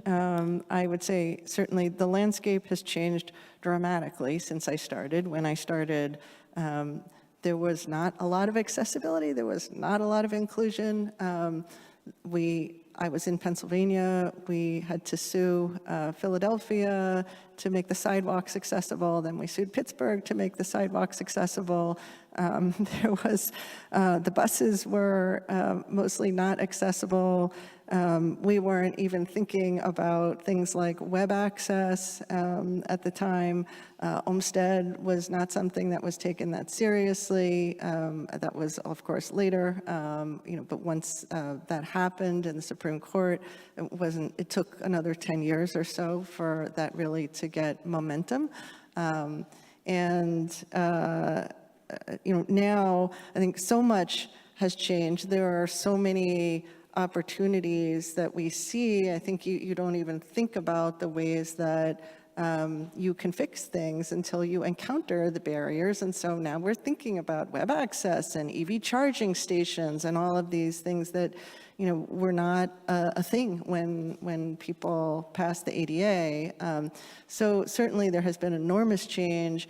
That said, I am always amazed at how many things remain challenges, that in 2024, we should not be getting the things that we're getting at the Justice Department Civil Rights Division.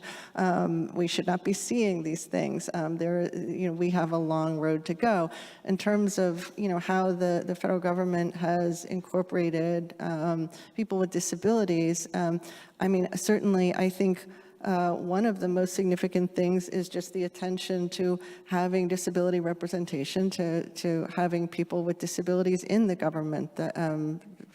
Being in the government myself as a person with a disability, I think it means something that you have people who, understand how it impacts folks. And I am always surprised at how little there is, how little understanding there is. I think even, being in a civil rights division of the government, disability is not the thing that comes first to people's minds. And I am always reminding them of that. But there are people with disabilities in virtually every part of the government that is significant, thanks to many people in this room.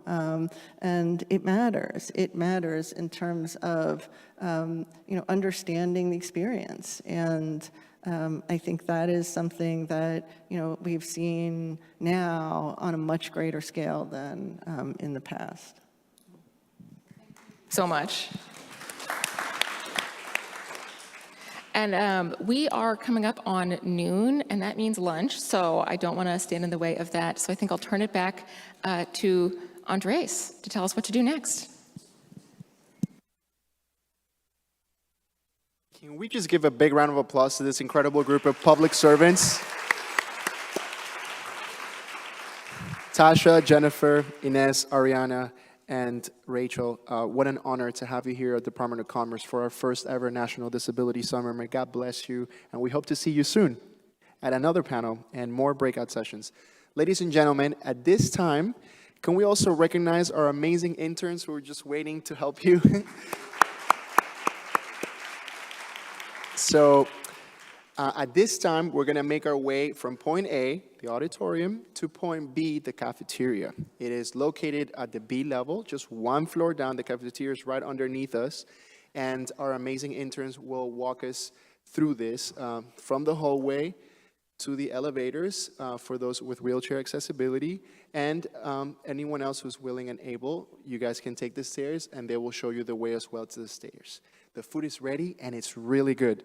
So let's eat lunch and come back, please, at 1 o'clock, because we will start at 1 sharp. So try to be here, seated down at 12:55 for a Raising the Bar Equal Opportunities for Students, Disability and Education panel. So let's go get some lunch.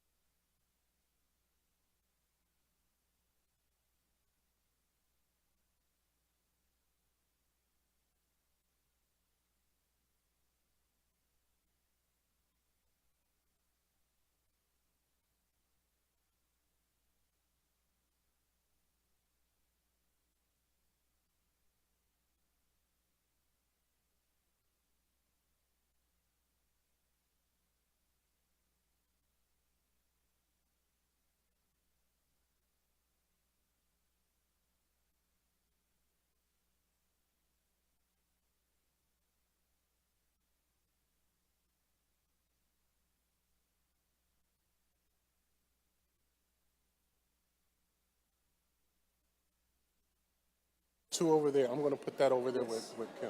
Perfect. All And right. for the last session, we're gonna need 1, 2, 3, 4 mics. So for the last session, we go back to 4. Okay. Okay.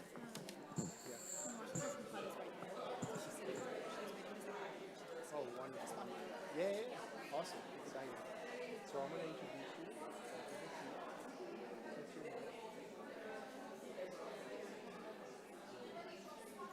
I got you.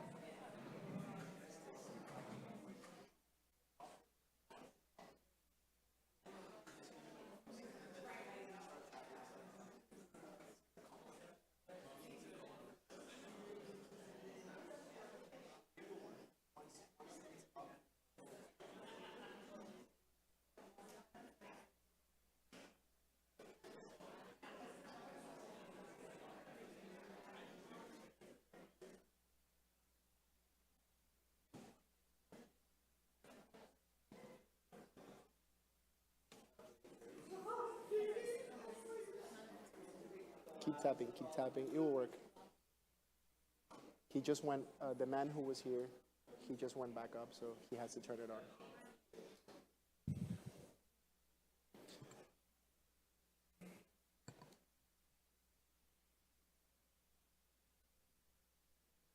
One, two, 1, 2.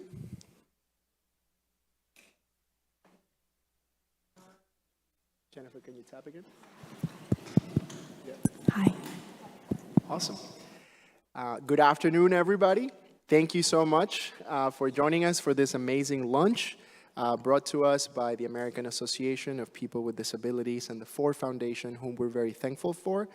Many thanks to our amazing interns and staff for taking care of us each step of the way as we make it from point A to point B. For those at home, my name is Andres Chonqui Torres, Director of the Office of Faith-Based and Neighborhood Partnerships, Latino, male, 6'2", wearing a navy suit and a gold tie. For this next session, we will have a distinguished group of panelists with an incredible moderator who I've gotten the pleasure of knowing, Ms. Jennifer Lee, Policy Advisor here at the Office of Policy and Planning. And she will be moderating this panel. So without further ado, Jennifer, take it away. Thank you so much, Andres. Good afternoon, everyone. Thank you so much for being here. I know we're just getting out from lunch, but I wanted to take a moment and thank you all for being at the Department of Commerce for our first ever National Disability Leadership Summit. As Andres mentioned, my name is Jennifer Lee. I use she, her pronouns. I'm a special assistant in the Office of Policy and Strategic Planning here at Commerce. And for a visual description, I am an Asian American woman with black, medium-length hair wearing a red blazer today. We are in for such a treat. We have a fireside chat with two amazing women who are working on the issues for students with disabilities each and every day. I want to take a moment and introduce Dr. Conchita Hernandez Legorreta from the Maryland School for the Blind and Assistant Secretary Glenna Wright Gallo from the U.S. Department of Education. So first and foremost, I would love to take a moment and ask you all to introduce yourself. How does your current work affect disability rights and advocacy on a daily basis? Dr. Hernandez Legorreta, let's start with you. Hello, I'll start with a visual description. So my name's Conchita, C-O-N-C-H-I-T-A, and my name sign is kind of like a C, but not a C going down my face. And I'm Latina, I'm blind, I have my cane with me, I have a black dress on. I always forget what colors I'm wearing. I had to ask someone because I'm like, wait, remind me what color this is. And what was the question again? Sorry.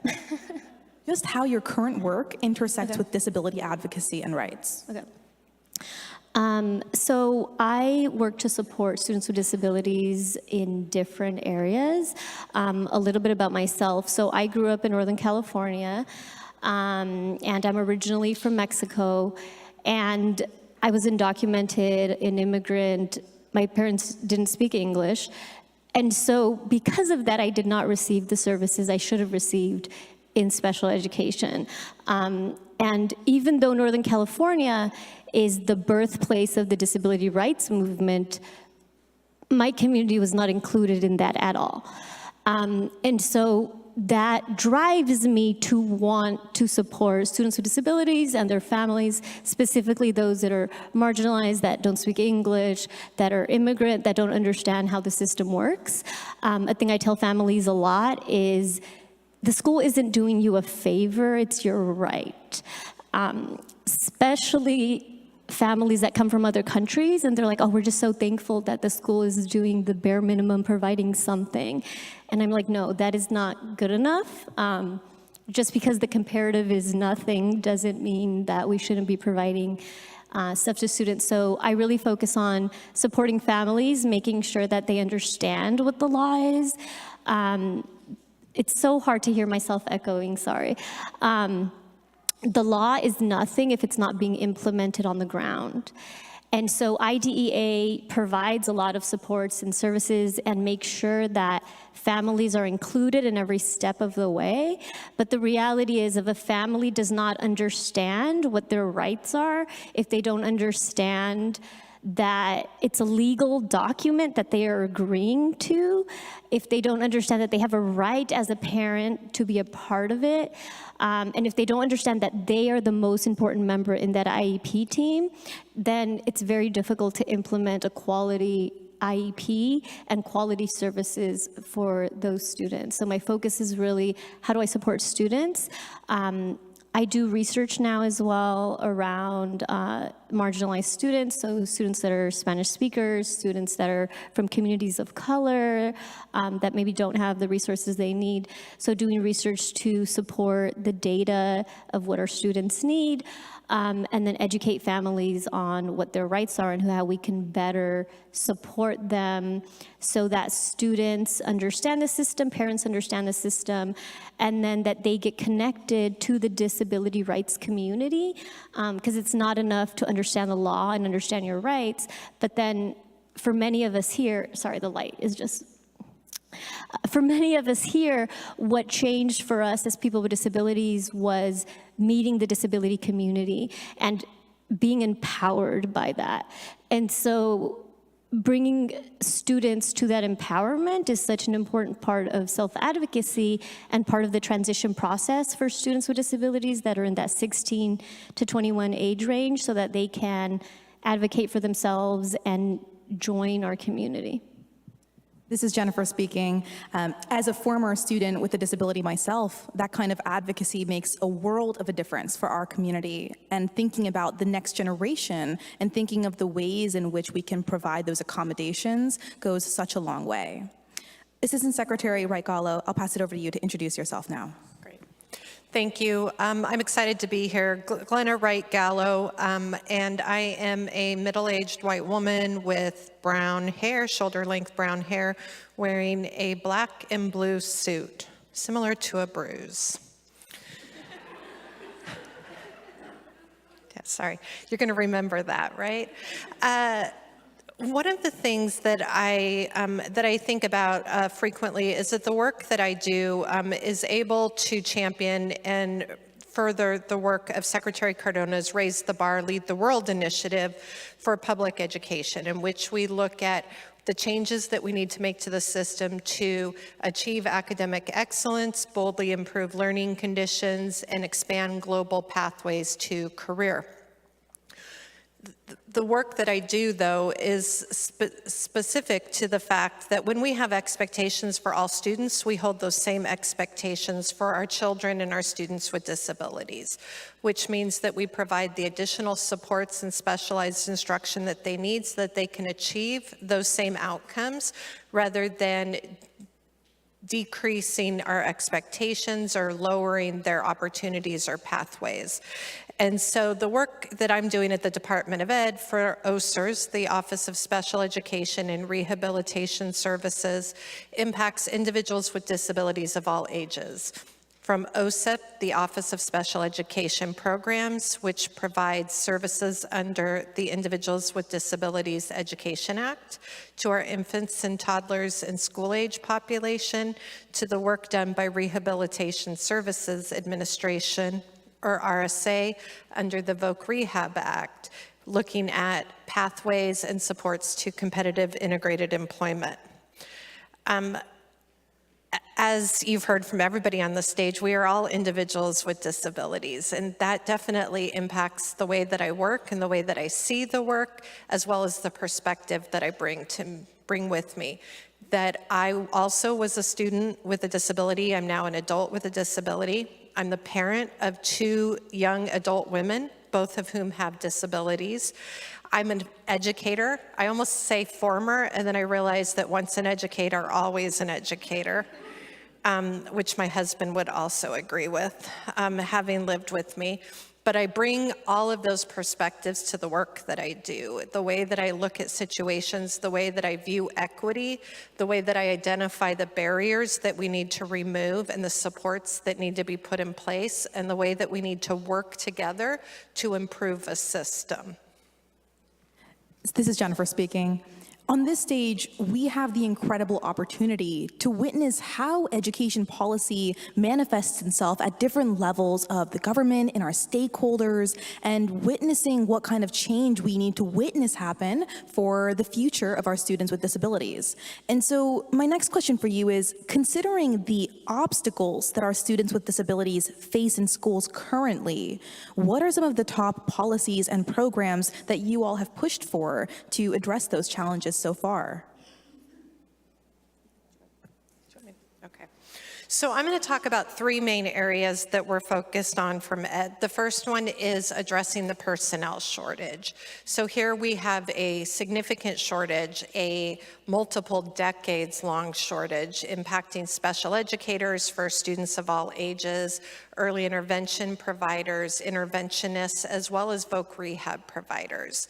In addition to those shortages, so not having enough people in the field providing services to students, we also do not have a diversified workforce in that we don't represent all of the communities that we serve and the student groups that we serve. So we're looking at how is it that we get more people into the profession. How do we diversify them so we have more teachers of color and teachers who have disabilities? And then how do we retain those personnel by providing them the supports that they need to be successful and maintain their work and their efforts in the classroom or in whatever settings that they're provided? We have invested significant federal funds in the pipeline coming in. We've looked at increasing apprenticeship programs. We've provided scholarships not only to receive your licensure, but also to pay for your living expenses so that you aren't needing to take on multiple jobs while you go to school. We're providing post-school efforts, graduate schools. So we have people getting masters and doctorates. We're working on the workforce that train people to be educators and VR counselors. All of those things we're seeing success. We're really also starting to dig in at those retention efforts. How is it that we elevate the profession so that people receive competitive wages for their abilities? How is it that they receive the supports that they have, that they can spend their time doing the work that they love, which is interacting with students and with people, and giving them the supports that they need around behavioral and social emotional learning and well-being so that they're successful. That's the first one. The second one is how do we elevate the evidence-based practices and the research that has shown what we know to be effective ways to increase learning and improve student outcomes. And so we are looking at how is it that we ensure individuals with disabilities have access to rigorous core content instruction with their non-disabled peers by people with the most content expertise. How people are using the research showing us the ways that students learn best, that they learn the fastest, and that they can demonstrate that learning. How we're using accessible materials and assistive technology to make sure that they have equitable access. And just making sure I haven't forgot anything, the use of data, right, to make informed decisions.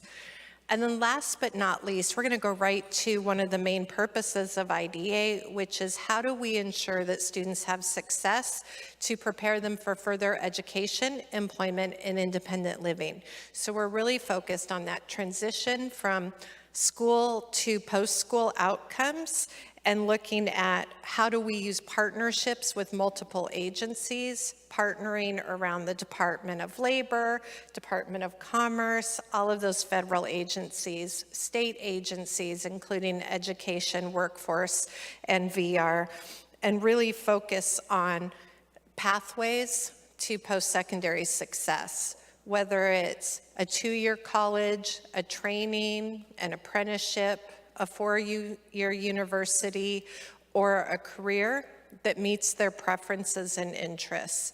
And we have just last week, we released over $250 million in federal funds supporting pathways to innovative careers for individuals with disabilities. So that's just one of the ways that we're moving this forward.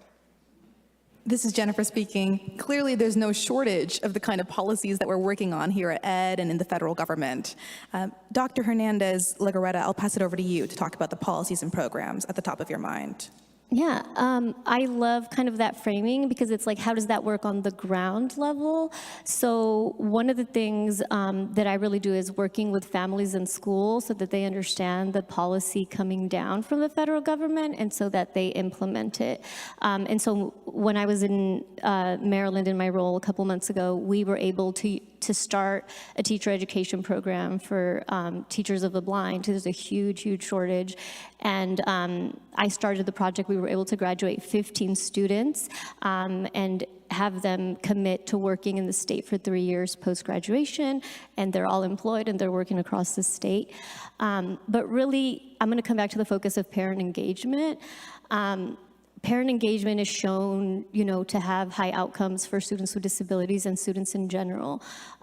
Your parents' economic status, your parents' level of education, all of those indicators are direct outcomes in how students will do, and engagement specifically is a huge indicator on how students are gonna do. When parents do not understand what it is an IEP meeting is, who it is that should be a part of it, that they can call an IEP meeting at any time that they want. I was talking to a Spanish-speaking parent, and they were telling me, I have these concerns, but I already had my IEP meeting. And I was like, so did you know by law, you can ask for an IEP meeting at any time. You don't have to wait for the school to call for an IEP meeting. So I think it's how do we reach the communities that don't know about federal policy, that don't understand how federal policy works and the different organizations that are here, but that know they have a student and they're trying to make change and they're trying to get their child to get the services and supports that they need. How do we support them? How do we provide them the resources what they need?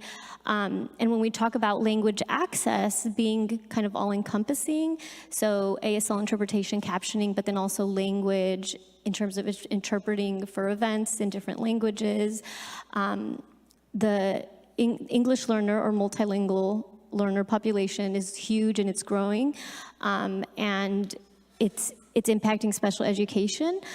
So one of the things that I do is I provide support around how to work with blind students that are English learners.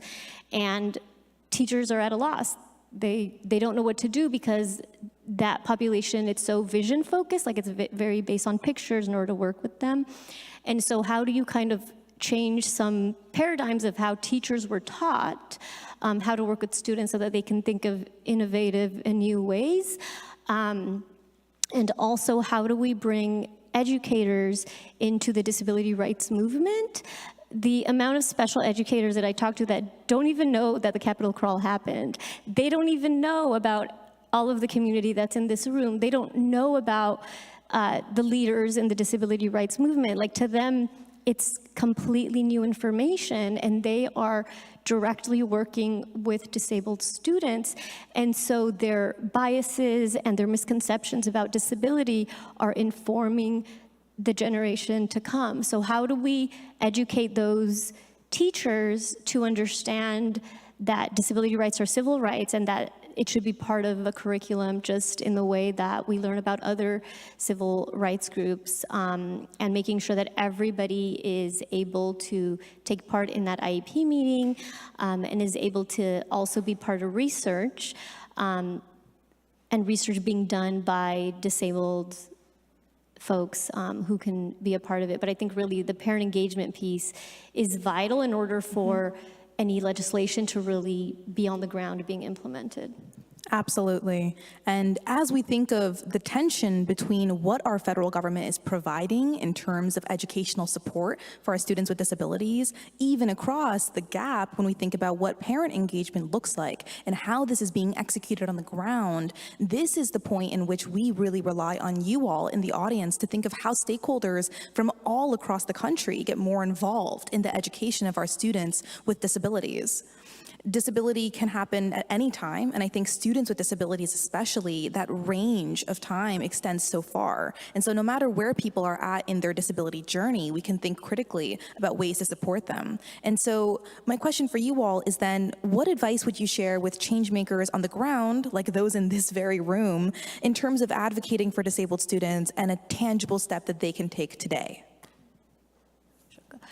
So my advice would be get involved in your school boards.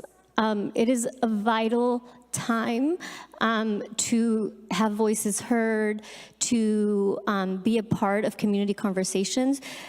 School boards are a vital part of how decisions are made. And so figure out in your local community what is happening around education. Push for curriculum that teaches about disabled history. Figure out, every state has parent resource centers that are federally funded to do this work, to support families so that they find out the information. As disabled people, we run into other disabled people everywhere. So I'm at Walmart and somebody comes up to me and is like, oh, I have a child, or you need to be informed on what is happening in the educational space so that as an advocate, even if your area is not education, so that you can say, hey, there's this parent advocacy center who could support you. Here is where the resources exist, because when we live visibly out in the community with a disability, we, by default, become resources for families, for communities. And so figure out what your school boards are doing, what your resource centers are doing. Transition is super, super important. That 16 to 21, in some states it's 14. Figure out what parents are doing to support those students and what community can be a part of that. The transition plan of an IEP gives lots of space for support for that student to be involved in their community, in their school, beyond what they're going to be doing. And so how can we, as disability advocates, make sure that we are informed so that when somebody asks you about it, even if it's not your area, that you can help provide that expertise. For people that are non-disabled here, that are probably from an agency or organization or something else, my ask of you would be create internships for those students that are 14 to 21. It is a part of the transition process that students have internships, and schools struggle to find those internships because people are scared of like, oh, it's gonna be a 17-year-old with a disability, what am I gonna do?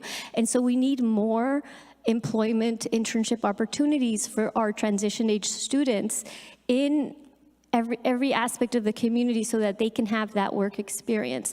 The number one determinant if you're gonna have a job is your prior work experience. So if you don't have that as a foundation, which a lot of students get in high school, and we have limited opportunities for students with disabilities, it's very difficult to then transfer that on later on. So I think every single person has a role to play, and figure out what's happening in your community, because education conversations are happening everywhere in big metropolitan cities and rural areas, and we need to make sure that we are a part of them.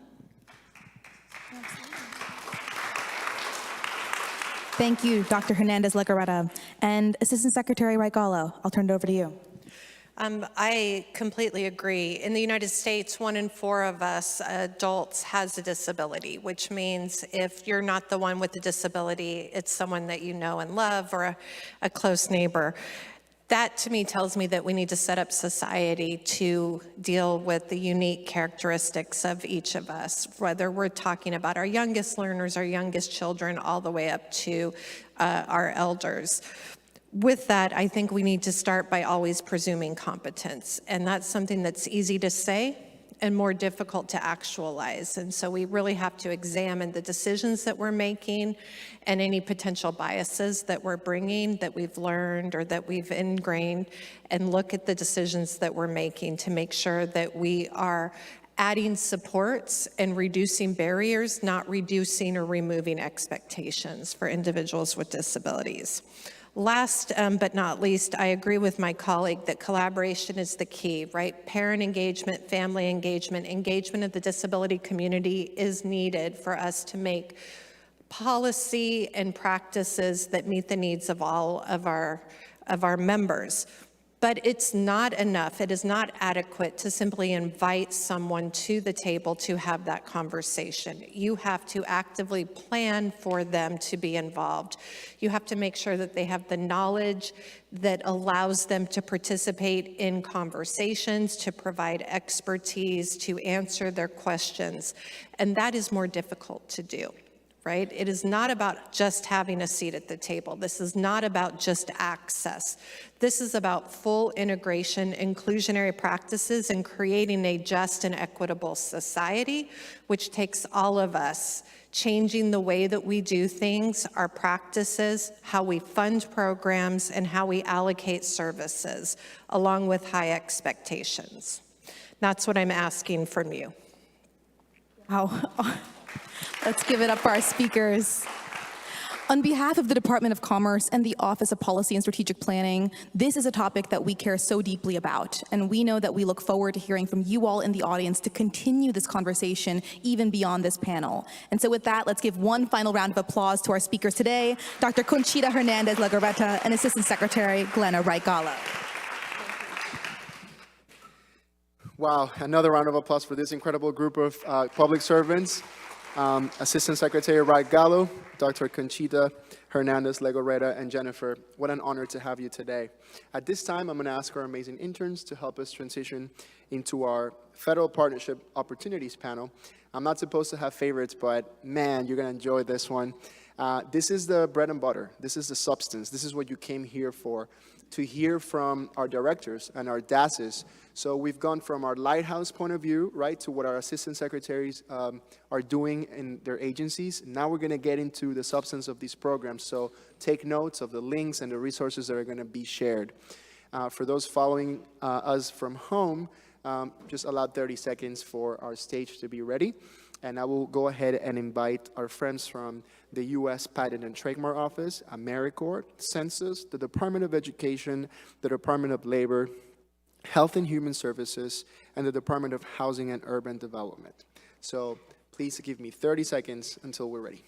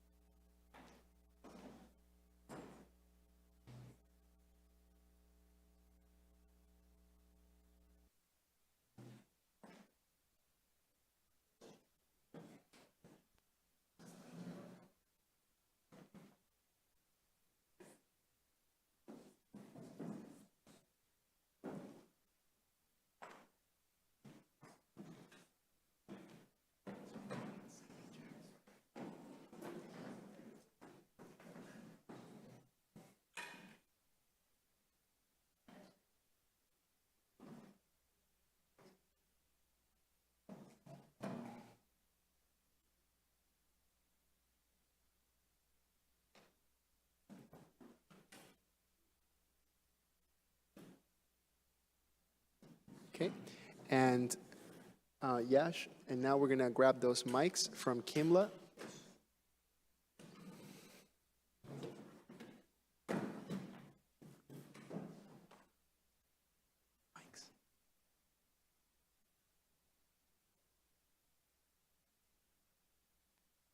Great. All right, distinguished speakers, please make your way up.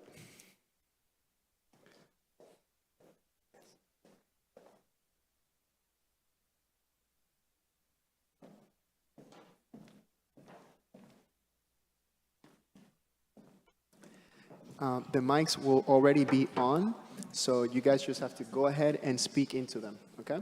The mics are already on.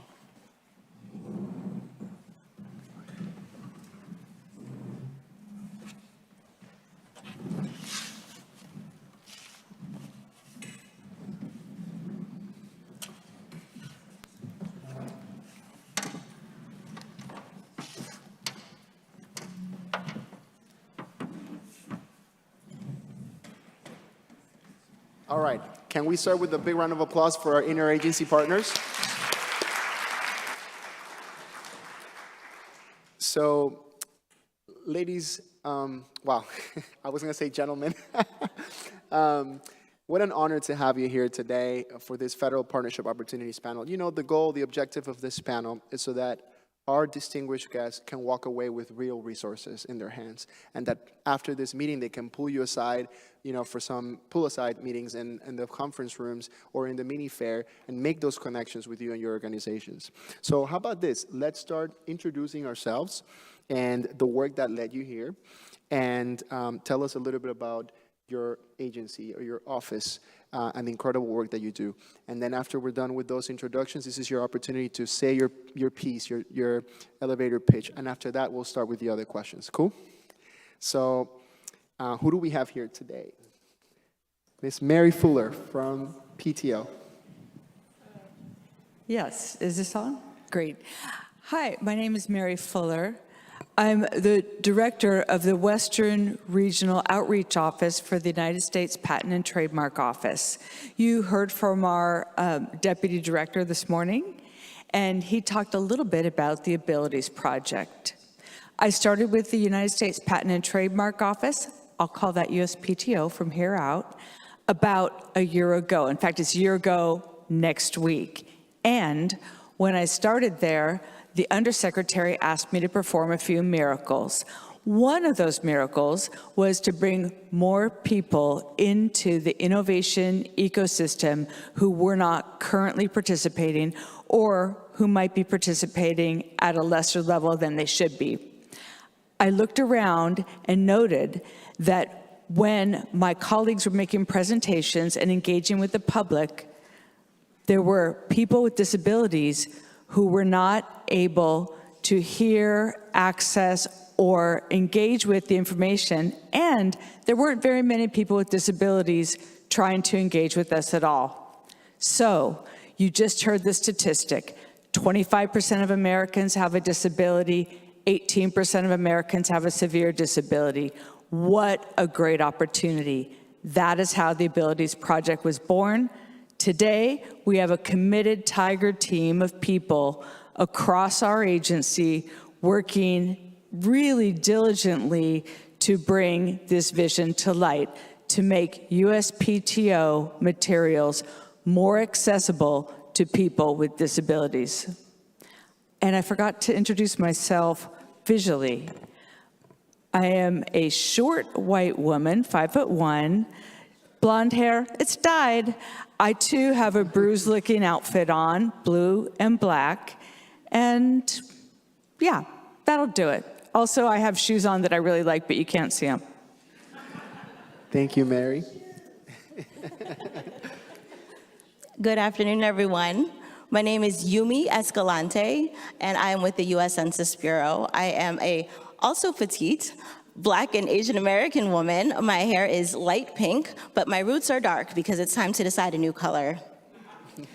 At the Census Bureau, I work at National Partnerships, which is in the Office of Strategic Alliances, which is not brand new anymore, but an office that was born out of the 2020 census, where we decided to take our national partnerships that we had developed during the 2020 census campaign, and instead of just thanking those partners for all of the hard work that they did with us to make sure that we got the best count we could, and say we'll see you again in 8 years to get ready for the next 10-year, we decided to make the partnership relationship an evergreen program. So now we are maintaining these relationships throughout the decade and really making sure that we're out in the communities, engaging with our partners, keeping those relationships strong, serving you all, asking you all sometimes to help us make sure that we can make the data as good as it can be, raise awareness about other census surveys and censuses besides just the decennial, and really make sure that we are giving you what you need to serve your own communities. Thank you, Yumi.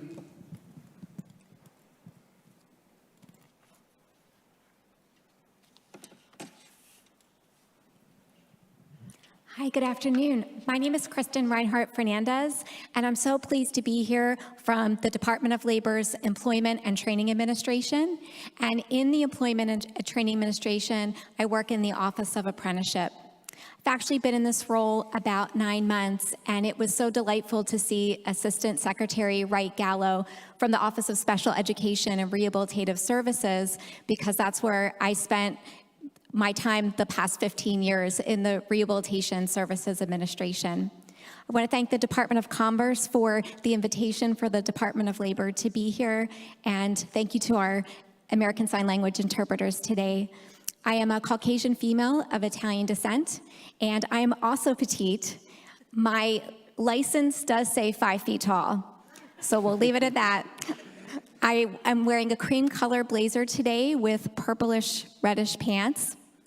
And to offer some introductory remarks, if I may, the Departments of Commerce and Labor have been partnering together to identify what comprises a good job. And that might be a topic area that you have all been chatting about earlier today. The Good Jobs Principles, there are 8 of them, and they create a framework for workers, businesses, labor unions, advocates, researchers, state and local governments, and federal agencies for a shared vision of job quality. And I think that these 8 principles align with and complement today's summit. They include areas like supporting inclusive partnerships across federal agencies, providing technical assistance for grants, contracts, and other investments to promote good jobs, providing easily accessible information to workers, employment, and other government entities as they seek to promote good jobs, creating access free from discrimination and harassment for all workers and job seekers, especially individuals with disabilities, and engaging our employer stakeholders as partners in this effort. Registered apprenticeship is a powerful tool and a long-term solution for growing our economy and training our workforce. It's proven to help employers build diversity and inclusion within their workplaces. People with disabilities participate and succeed in registered apprenticeship programs at higher rates when they are provided with the opportunities and support. In 2023, 6,330 active registered apprentices self-identified as individuals with disabilities, and that is a 136% increase over a 5-year period between 2018 and 2022. So thank you all so much for your hard work, the boots on the ground effort that helps us do our jobs each and every day.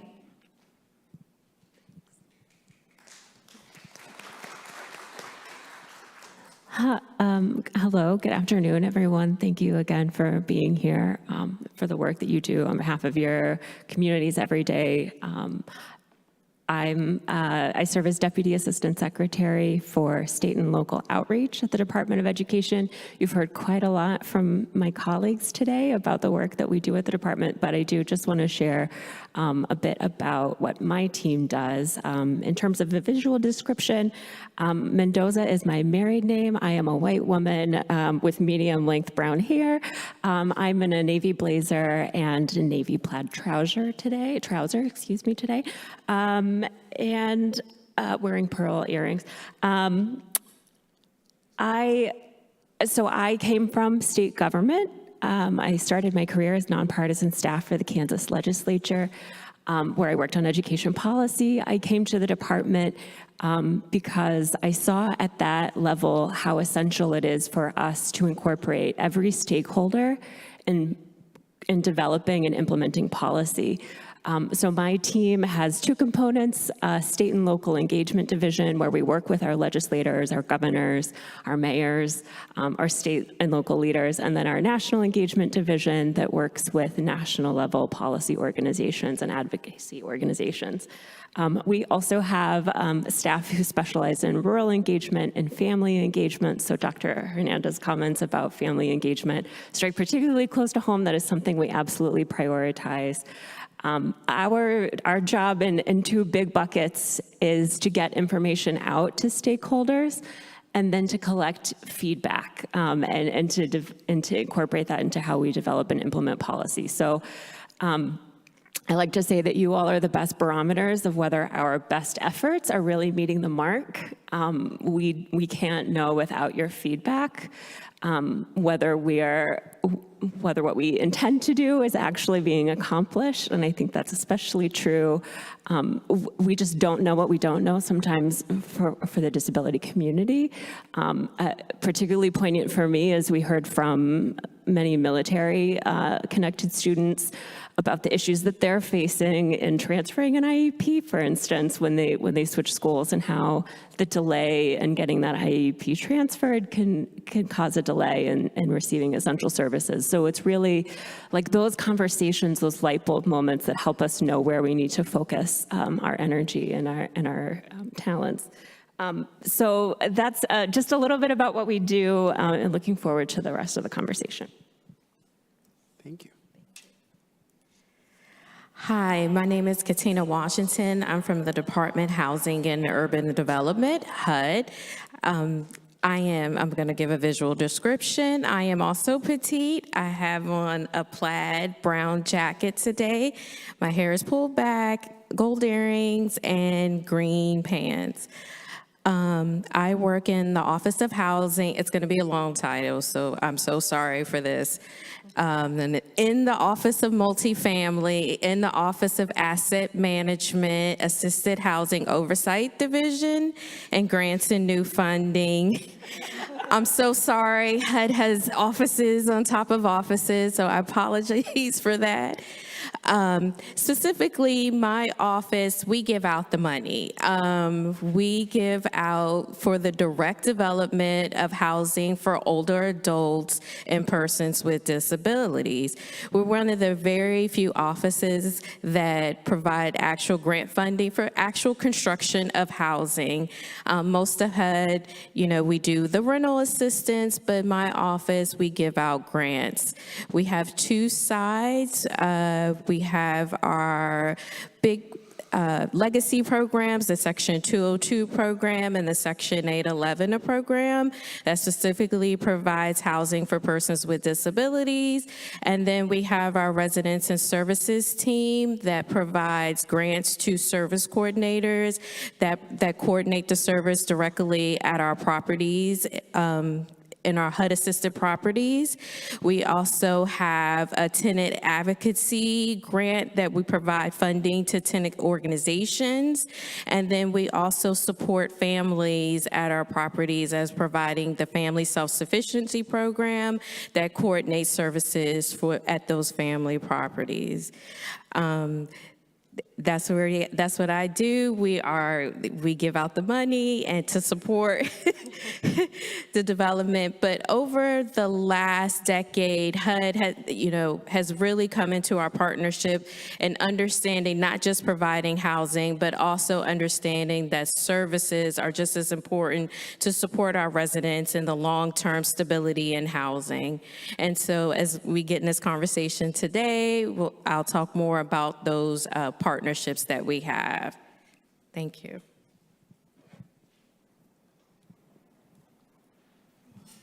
Hello. Okay.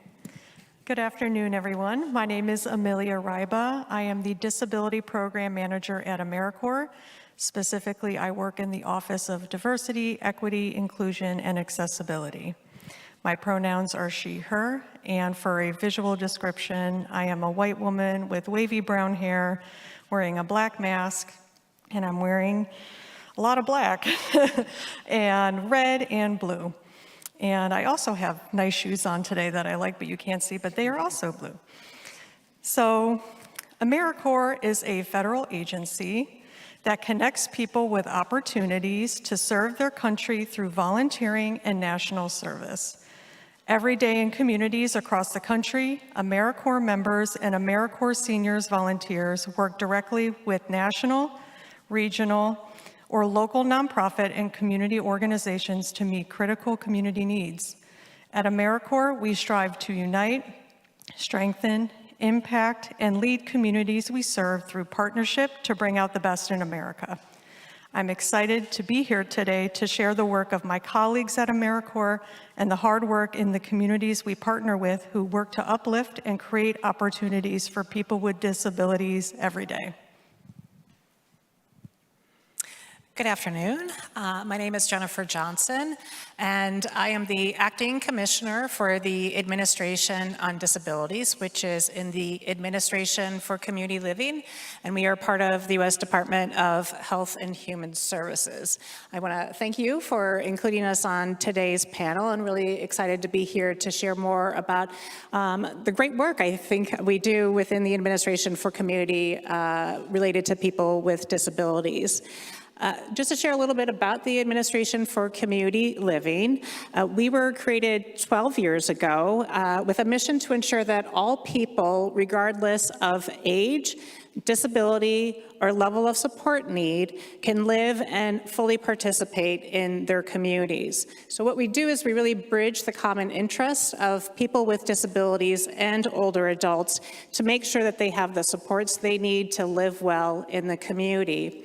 And we do that, much of that work through our funding of community-based organizations in local communities across our nation. And those community-based organizations focus on disability, aging, or disability and aging supports for older adults and people with disabilities. We also fund research on disabilities and older adults. We also support education and innovation that advances community living for older adults and people with disabilities. We partner in many, many different ways because that's what we have to do, given that disability impacts many different facets of one's life. So partnership is key to what we do to ensure living well in the community. Our partnerships include working with non-federal organizations and many disability groups, but also working with many of our federal partners on a number of collaborative projects to address address a wide array of areas, including things like housing and transportation and healthcare access, those kinds of things, which I'll share a little bit more about later. Thank you so much, Dr. Jennifer Johnson. And so for this set of questions, we're going to go from the outer core to the inner core. So we'll start with PTO, then Dr. Jennifer Johnson, then Census, and AmeriCorps, and so on and so forth, okay? So I'm going to bring two questions together. The first question is, how does your agency generally partner with disability-led organizations, and what is on the horizon to catalyze opportunity for people with disabilities? And then by that same token, tell us what are the specific partnership opportunities that you'd like to share that can benefit people with disabilities, like benefits enrollment campaigns or national service programs, navigator programs, etc. So let's start with you, Mary.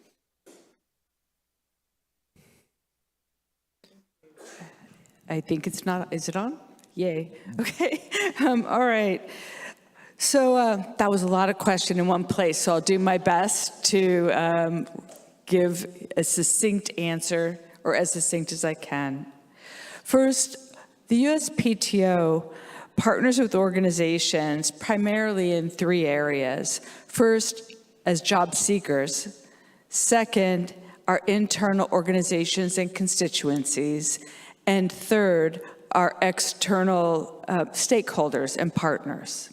So let me use that as a scaffolding to answer the rest of the question.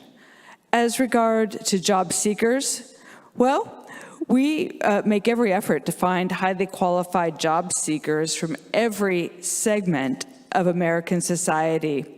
For example, we've worked hard to try to recruit engineers from the National Technical Institute for the Deaf. And in FY25, we are hiring at least 1,300 new patent examiners. We will be seeking 1,300 qualified people who we hope are from every segment of American society. And in doing that, we will also be reaching out to educational institutions who educate folks in these areas. We are looking for you if you are looking for us. Second, we partner with organizations and constituencies from within. I think Deputy Director Brent talked about the responsibilities group. That is our affinity group that comes from primarily our disabled workers, some of whom are here with us today. Those workers help us to find new and better ways to do work for everyone, but also they tell us about their concerns and help us drive solutions for those concerns. And finally, we partner with our stakeholders who are outside of the USPTO that also include partners to ensure the availability of intellectual property protection for every American. And in this regard, I'd like to go back and talk a little bit more about the Abilities Project. The Abilities Project, as I told you, was born out of a desire to engage more people, more individuals in society who are not currently using or accessing the United States Patent and Trademark Office's opportunities. They're not currently engaging with the innovation ecosystem. Look, I don't have any statistics for this, but I think it's fair to say that if you have a disability, you probably solve more problems every day than someone like me who has no disabilities. And if you're solving problems, you know, you are an innovator. And if you are an innovator who's solving problems in a new way, you might be an inventor. And if you're an inventor, you could own the rights to exclude others from making, using, importing, selling, offering to sell your idea, your thing. And you know what? A patent is an asset. So, you know how earlier someone said only 0.3% of funding goes to people with disabilities? Guess what? Only 3% of American businesses are founded by people with disabilities. Well, if 25% of Americans have a disability and only 3% of businesses are founded by people with disabilities, that's a huge opportunity gap. If you are out there solving problems, and I know you are, then we can work together to get you to a place where you are able to use your intellectual capital to change your economic circumstances for the better. And that is what the Abilities Project aims to do, and that is how we aim to engage with you. Now, if you are another agency, how many people out there are from another agency? Raise your hand. Yeah, a lot of people out there from agencies. If you are from another agency, keep an eye on us, because as we learn how to do a better job, we are creating a playbook that we are going to share with you. So come back to us to get that playbook. What else? You asked a few other questions. Where else are we going? Specific partnerships that you'd like to share. Specific partnerships we'd like to share. Well, one special partnership is with the United States military. I think we talked a little bit about that. Undersecretary Vidal's a frequent speaker at military bases. I've been speaking with her at military bases on occasion. She does this around the country. And well, she's out there, she's always talking about the USPTO's desire to be the employee of choice. And in doing this, she's looking for folks primarily who have retired from the service and military spouses. Today, we've hired over 1,000 veterans at the USPTO. Many of those veterans are people with disabilities. So I think I've covered it. And That's again, excellent. 1,300 people. We plan to hire 1,300 people. If you have the right background, come see us. We want you. I love that. Thank you so much, Mary. And for the rest of our speakers, remember, you're getting folks a taste of what's in your departments and the follow-up conversations, right? That's where we get even deeper. Dr. Jennifer Johnson. So yeah, I will try to cover quickly the partnerships that we have. We have a number of them, but you did ask about our engagement with disability-led organizations, and I'm proud to say that we actually fund disability-led organizations, so we do directly engage with them, and they are our over 350 Centers for Independent Living, and those are some of those community-based organizations that I mentioned earlier that are working directly to support independent living of people with disabilities. But again, to highlight really briefly, we have a number of great partnerships with a number of federal partners. One of those is with HUD, and it's the Housing and Services Resource Center, which we are jointly funding with HUD, and it is involved with CMS and also SAMHSA. That is really working to leverage resources across housing services, disability services, and aging systems to really promote partnerships at the state and local levels to create better housing solutions for people with disabilities and older adults. We also fund the Accessible Transportation Resource Center, which, as it suggests, is advancing accessible transportation. And this project is part of our long-standing partnership with the Federal Transit Administration and the Coordinating Council on Access and Mobility. We also are partnering with the Department of Education and the Office of Special Education and Rehabilitative Services, as well as the Rehabilitation Services Administration, to look at ways in which we can collaborate and work together to increase competitive integrated employment opportunities for youth with disabilities, and also to address the school to guardianship pipeline that we often see happening, particularly for students with intellectual and developmental disabilities. We also are funding the Disability Information and Access Line, or DIAL, which was launched through partnership with CDC to fill a gap and make sure that people with disabilities had access to information related to COVID. But it's really expanded and is a resource on a number of areas where they're connecting people with disabilities to local resources. We also are funding the Link Center, which is working to bridge IDD and mental health service systems. And we are, as part of that project, collaborating with SAMHSA, particularly in the area of crisis services and making sure that they are inclusive and able to support people with disabilities who are in crisis. And then I also wanted to highlight the work that we're doing around the direct care workforce, which probably many of you know has been a crisis and will continue to be a crisis until we really truly address the issue. We're funding the Direct Care Workforce Strategy Center, and in our work, we are collaborating with the Department of Labor, with CMS, and the Assistant Secretary for Planning and Evaluation in HHS to really address the issues that are facing the direct care workforce, who really play such a critical role in supporting community living for people with disabilities. So these are just a few examples, real highlights of some of the partnerships that we have where I think it would be great to learn more about them. You can go to our website, acl.gov, to learn more. I unfortunately won't be able to stay, but my colleague Naomi Hess, who's up here in front, will be here, I believe, this afternoon, so you can connect with her to learn more about our work. Thank you. Thank you so much. I love that so much. And for the folks following us at home, somebody emailed you the link after 10 a.m. and they said, hey, you need to listen to this summit.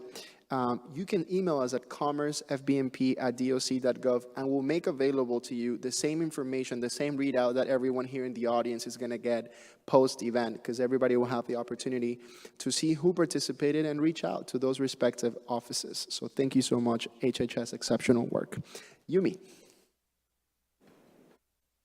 This is Yumi from Census again, and I'm going to talk about how we partner, what's on the horizon, and specific opportunities for you all to engage with us. So we engage with national and local disability organizations to develop outreach strategies that are accessible and help reach people with various different types of disabilities. For example, back in the 2020 census, we provided large print, Braille forms, and other accessible formats to ensure that people were able to use the census forms.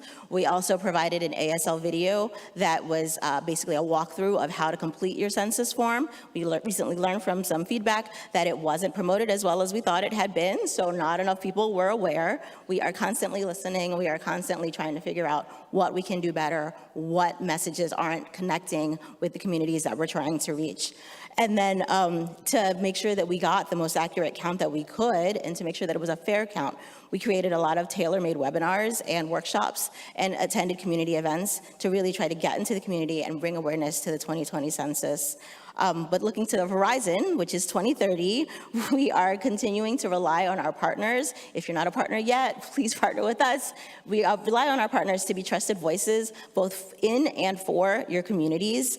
We want to make sure that we are creating a more inclusive census experience by providing accessible materials, accessible resources. And we are also increasing the representation of people with disabilities in our census advisory groups. We have a few different advisory groups, and we're really looking at the makeup of those groups and ensuring that it is representative of all Americans. Thinking about specific ways that you can engage with us, as my colleague Tasha mentioned this morning, we have on September 30 a disability stakeholder data meeting that is going to be live streamed. If you Andres is going to have the link. He'll share it out so that you can join our live stream. That'll happen on the 30th. I believe it's starting at 10:45 a.m. If you want any additional information, though, about that specifically or any opportunities to partner with us, our email address, my personal one, is super long. It's my whole government name. Our email address is census.partners@census.gov. Not too hard to remember, census.partners@census.gov.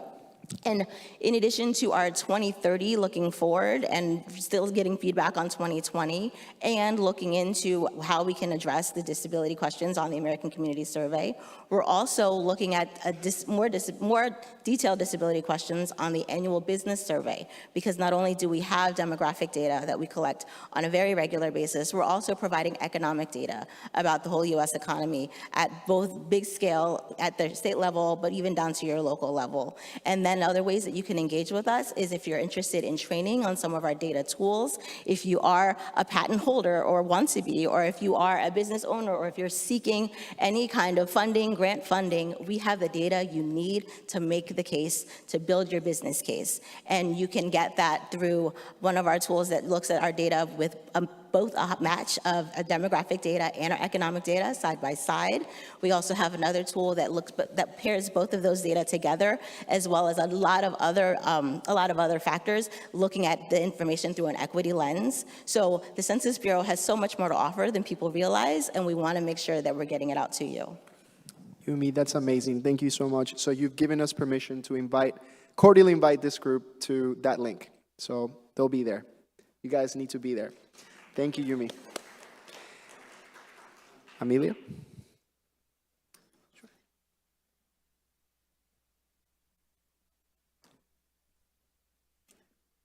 Thank you, guys. Can we just give a big round of applause to our ASL interpreters?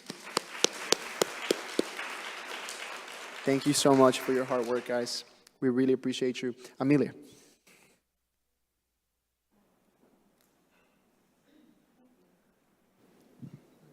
Can you hear me? There we go. Sorry, thank you. So I'm going to try to answer the first question first, and then I want to highlight some of the successes of our current partnerships to share with you all what we are doing, the impact we have in our communities, and to, fuel the conversations that we can have later or after this summit today. So to answer the first part of the question, over the last 30 years, America has counted on AmeriCorps to address our country's biggest challenges in a cost-efficient way that benefits communities, service organizations, and those who serve. In communities across the country, urban and rural, Americans of all demographics provide on-the-ground support to critical community programs in schools, food banks, homeless shelters, health centers, youth organizations, veterans facilities, and other nonprofit, tribal, and faith-based organizations. In regards to FY25 and the plans we have beyond that as well, we'll be continuing to recognize and uplift our programs and the work that they do to support the communities we serve. We will also be partnering to develop resources and development opportunities for employees, members, volunteers, and programs.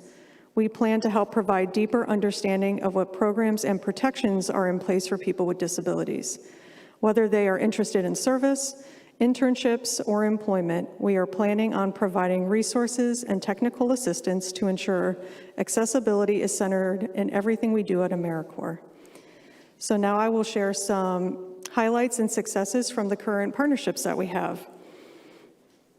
One of the successes I want to share is the awarding of the AmeriCorps State and National Annual Excellence in AmeriCorps Award. The Inclusive Service Award recognizes a program or member who has intentionally engaged individuals from underrepresented communities who are often overlooked. Just last week, the Inclusive Service Award recipient went to Rocky Mountain Youth Corps for their American Sign Language Inclusion Program, which has significantly enhanced accessibility and inclusivity, bridging communication gaps and removing employment barriers to DNHH youth and young adults throughout New Mexico. One of the other partnerships we have developed at AmeriCorps is through AmeriCorps ABLE, which is located in South Carolina, a designated CIO. ABLE South Carolina AmeriCorps members facilitate peer mentoring to young adults and living with a disability, covering topics such as disability pride, self-advocacy, independent living, and development of leadership skills. One of our newly recruited ABLE SC AmeriCorps members is a prior and current consumer of ABLE SC. Having learned about the opportunity to serve through their connection to ABLE SC and now taking on a community leadership role through their service with AmeriCorps. Another opportunity is through VISTA, the Center for Disability and Elder Law located in Chicago, Illinois. Since 2022, VISTA members have supported the Center for Disability and Elder Law in organizational capacity, building outreach and legal rights awareness and education resource delivery in Cook County. With just 2 VISTA members, the organization reported a 100% increase in volunteer recruitment and a 200% increase in service delivery. And the final highlight I want to share with you all is from NCCC and the AmeriCorps Senior Volunteers programs, who have been partnering with the National Veteran Wheelchair Games. Since 2016, 169 NCCC members have served thousands of veterans and their families at the Veteran Administration's annual National Veterans Wheelchair Games. In July 2024, AmeriCorps renewed our Memorandum of Understanding with the VA to continue our support of these games while strengthening community support and awareness for veterans programs and AmeriCorps service opportunities. NCCC members gain knowledge about rehabilitation and empowerment for injured veterans through the VA and Paralyzed Veterans of AmeriCorps, also known as PVA organizations. And of course, AmeriCorps members learn directly from veterans and their families. Thank you. Thank you so much, Amelia. Thank you, AmeriCorps team. Kristen?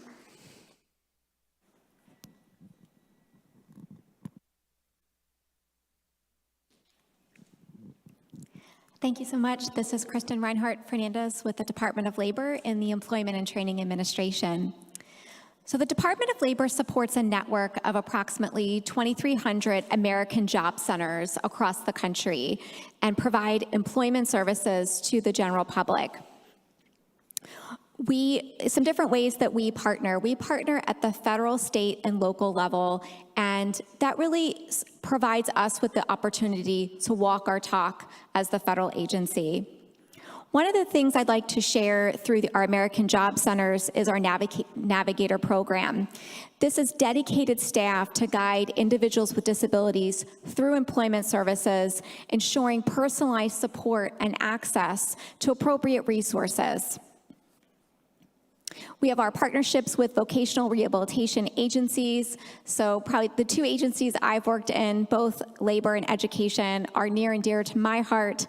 And I so much welcome and appreciate the collaborative efforts we have together to strengthen coordination between vocational rehabilitation and all of our workforce development programs, including improving transition services for youth and disabilities.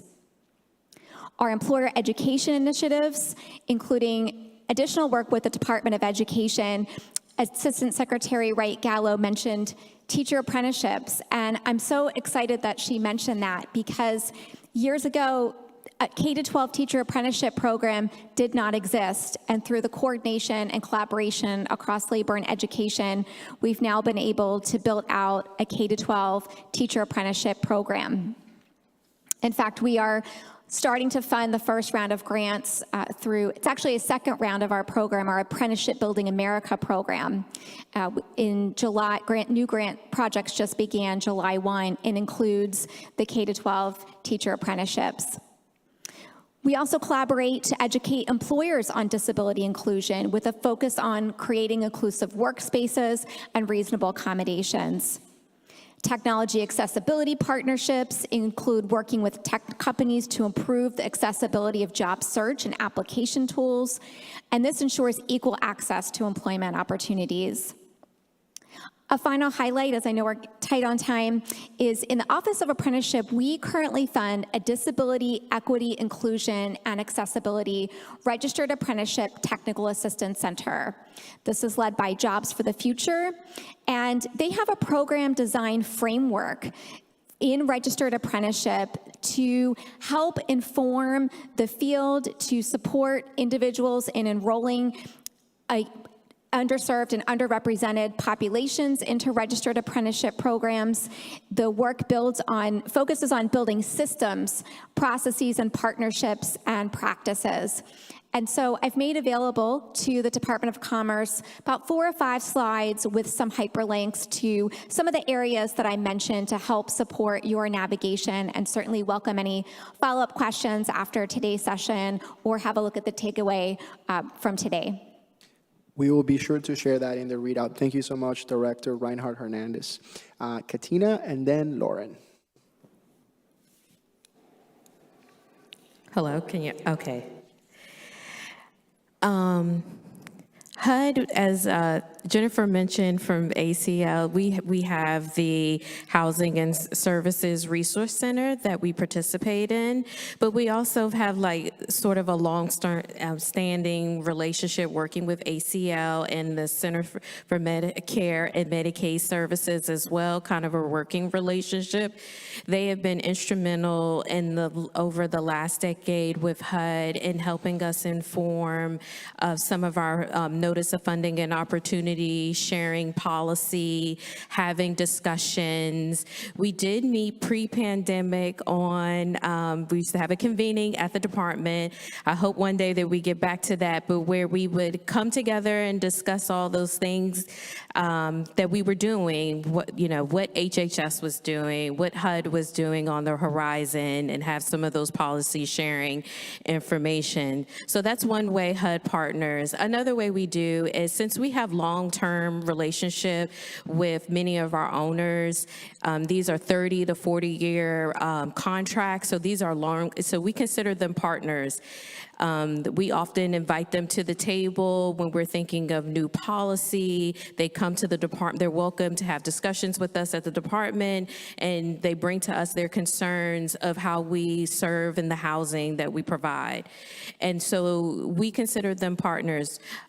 Two programs, since we're very short on time, I want to get to it, but two programs I would like to highlight. Outside, as I mentioned, that our working relationship with HHS, we have specifically two programs that serve persons with disabilities. We have one program that provides funding specifically to state housing agencies to provide rental housing to private developments financed through the low-income housing tax credit program. And in this program, it requires the state housing agency to partner with their Health and Human Service and Medicaid agency. Through this partnership, the state housing agency and the state Health and Human Service agency and/or Medicaid agencies develop an agreement that details that populations to be served, outreach, referrals, and commitment to services. So through this program was enacted in 2010. We've done 4 rounds of funding. And we just recently released $140 million to 18 states. So this program is called the Section 811 Project Rental Assistance Program, covers about 34 states. So if you are within the state, you can reach out to many of the state housing agencies. They offer oftentimes, opportunities to provide comments on their state housing plans, and sometimes want to partner with their local nonprofits and agencies to inform them on setting up their Section 811 programs. Another program that we've had that's been our long-term legacy program provides direct funding to nonprofit organizations to finance the construction, the rehabilitation, and acquisition of multifamily housing. After the completion of the housing, HUD provides the rental assistance for 40 years, which covers the operating, and tenants pay 30% of their adjusted income. This program's been a long-standing program, and we've struggled because we've had funding at one point, and then for a very long time, the funding stopped, and then in 2018, we got a surprise appropriation, and the program turned back on. And so we've been really trying to push this program and get our nonprofits interested in getting this money out there and developing housing for persons with disability. Coming up within the next year, we'll have listening sessions, and we invite all of those who work with individuals with disabilities in those communities to participate in these listening sessions to inform us and share ideas about the housing. We'll have it posted on our HUD Exchange, which is our technical assistance website, when the listening sessions will be. We're very excited to be able to have some technical assistance funding in order to provide these listening sessions, but we really invite anyone, our federal partners as well, to the table to kind of ensure that we continue this funding for the 811 program. Thank you. Thank you, Katina.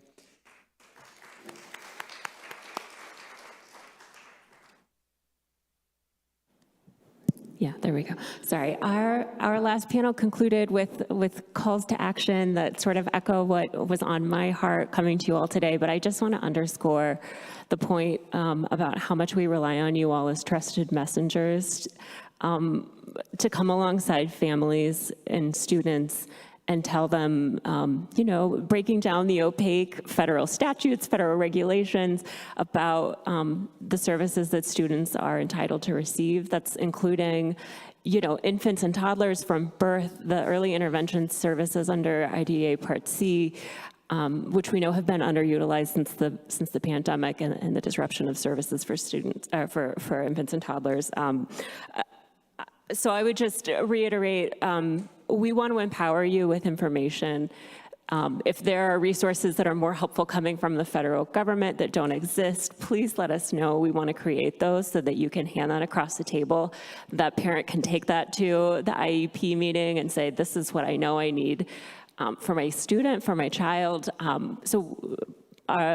Secretary Cardona wants us to be a service agency. My email address is firstname.lastname, Lauren, Lauren, Mendoza, MENDOZA@ed.gov. Please reach out to us.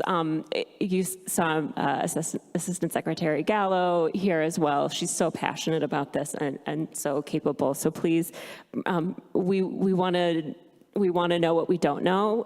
We want to know where those breakdowns are so that we can really work to address those things. I think the one thing I would leave you with is just to talk to your lawmakers. Also, we hear from stakeholders of all stripes how the underfunding of IDEA impacts school budgets. And, there's a legal obligation to provide these services to students, but not always the funding to match it.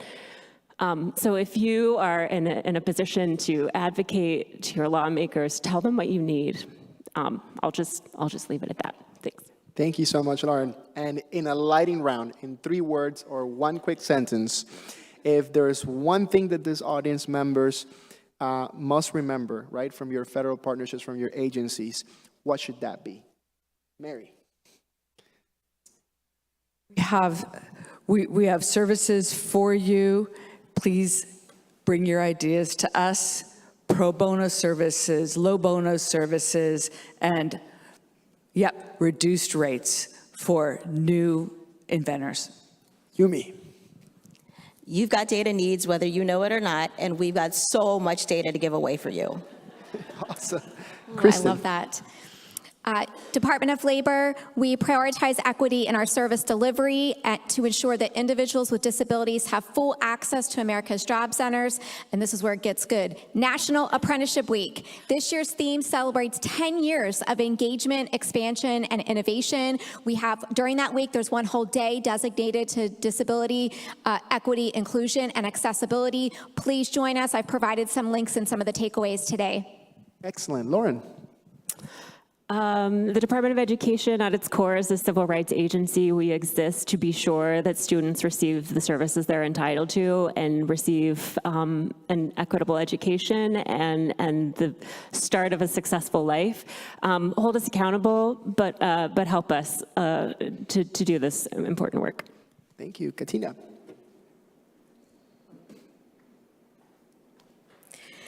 HUD may build and support the housing, but with partnerships from our owner state housing agencies, public housing authorities, Health and Human Service Agency, local organization is vital to support residents to live independently and provide stability in the community.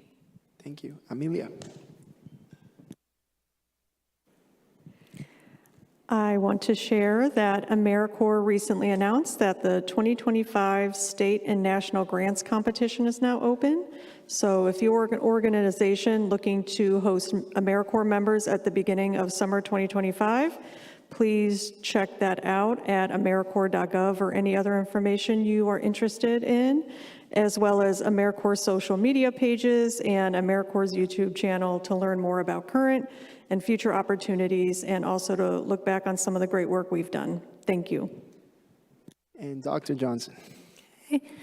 And my apologies, I think I forgot to give a visual description. So real quickly, I'm a middle-aged white woman with long, straight gray hair, and I'm wearing black clothing as well. I have a jacket on that's black and white checkered. Real quickly, the community living is at the heart of everything that we do at ACL because we know that people can thrive in their communities, particularly when they have the supports they need to live independently. So know that we are your advocates in the federal government for advancing community living for people with disabilities. Can we give a big round of applause to these incredible public servants?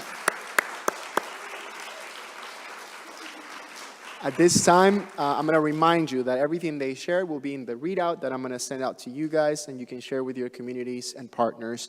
At this time, we'll ask our amazing interns to help us transition to our final panel.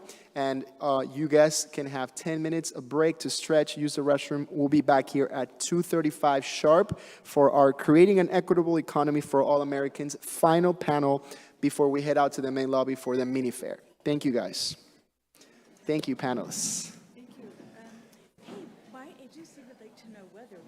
To post anything about this on social media or not after the fact? We are after the fact. Okay. Excellent question. You might want to announce that because people are a little confused. Thank you so much. Thank you so much. Thank you. Thank you.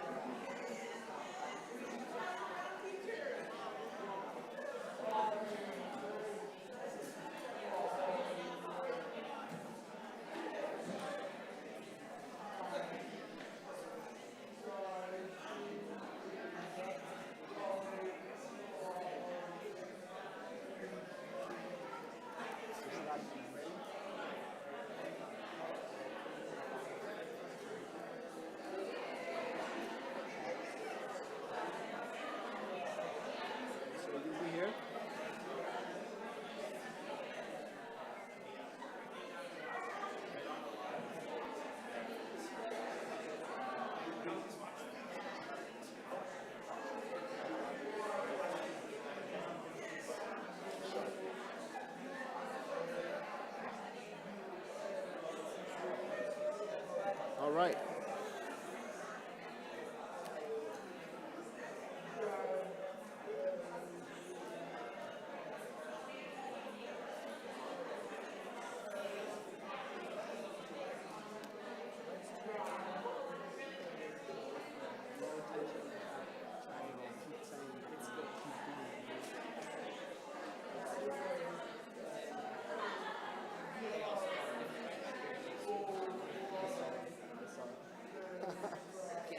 Yeah. Thank you. Thank you.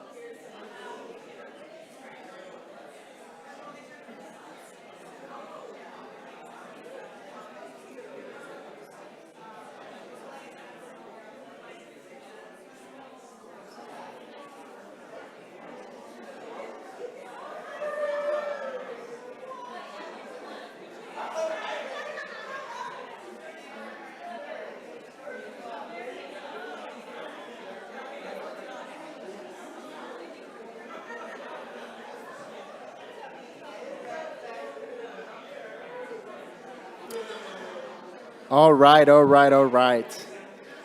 Thank you, thank you, thank you. At this time, we're going to ask guests to make their way to their seats. We're going to get started with our 235 panel, Creating an Equitable Economy for All Americans. Please make sure to silence your cell phones and to upkeep decorum as we have throughout the evening. Thank you so much for your valuable time. And we're going to go ahead and get started. So ladies and gentlemen, I have the pleasure of introducing to you now our 235 panel, our final panel for the day before we go to the mini fair in the main lobby. And it is Creating an Equitable Economy for All Americans. You'll be moderated by Mr. Rory Zlatko, our Deputy Director of the Office of Public Engagement here at the Department of Commerce. Rory, please come on up. At this time, I would love to also invite up to the stage Assistant Secretary Taryn Williams from the Office of Disability Employment Policy at the U.S. Department of Labor.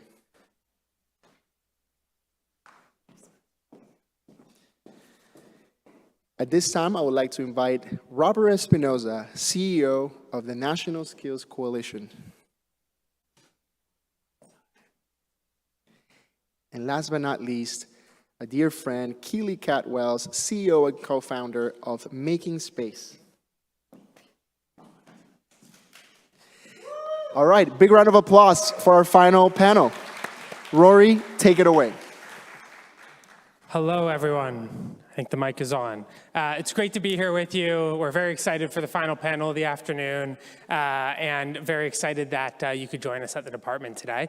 Andres, thank you for the kind introduction. My name is Rory Zlatko. I'm a senior advisor to the secretary here at the Department of Commerce. I'll go ahead and start with a visual description. I'm 5'10", white male, wearing I'm told, a teal suit with a pink tie and curly hair.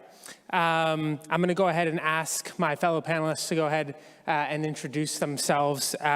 Would love to start with a brief introduction and then maybe a little bit on what led you to do the work you're doing now. Sure. Is this on? Yes. Hi, everyone. I'm Taryn Williams. I have the privilege of serving as Assistant Secretary for Disability Employment Policy at the U.S. Department of Labor. I am a Black woman wearing a red jacket, shoulder length curly hair, and I'm about 5'0"-ish.